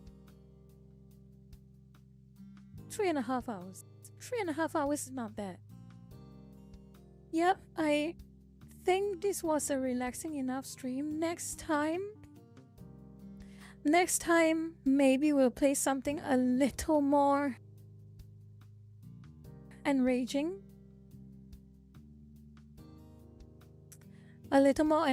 But of course, that's if I get time to play games next time, because it's gonna be a lot of yapping again. Yes, Marvel Rivals. And I am going to lose a lot of matches. But if it's going to entertain you all, I guess I'll do it. I guess I will do it. So, let's sum up tonight's stream, okay, everyone? Firstly, I want all of you all to have a very, very good Chinese New Year in 3 days' time. I hope you all have a great time with friends and family. And if you are lucky, you might get a bunch of red packets. And be grateful for that. Hopefully you get a lot of money. Okay? And the next thing is another thing now. Serious talk. Another serious summary. It is fine to have opinions with each other you strongly disagree with. Be civil about it. Talk it out. Disagree all you want. Argue all you want. At the end of the day, just talk. And also, don't try to make it as if that you're better than everyone else. And be so aggressive and obnoxious pretending you're better than everyone else. Because at the end of the day, people will start digging you themselves. And you better be sure your past activities are not something you would like to be discovered. If you don't want your past bad activities to be discovered, to show how much of a hypocrite you are or a two-faced you are, don't even start. Anyway, like I said, have a good rest of the day or a good rest of the night. And if I manage to make some time for another stream, I will let you all know. But for now, expect the entire 15 days of Chinese New Year to be family time, okay? Personal family time. Anyway, just before, if I don't stream during the Chinese New Year period, I just want to wish you all in advance 恭喜發財 and 萬事順利. Okay?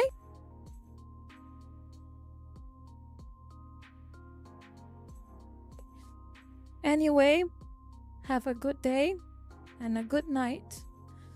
And everyone take care. Hey, you know what 恭喜發財 means? 2 words. 恭喜 means congratulations. 發財 means get rich.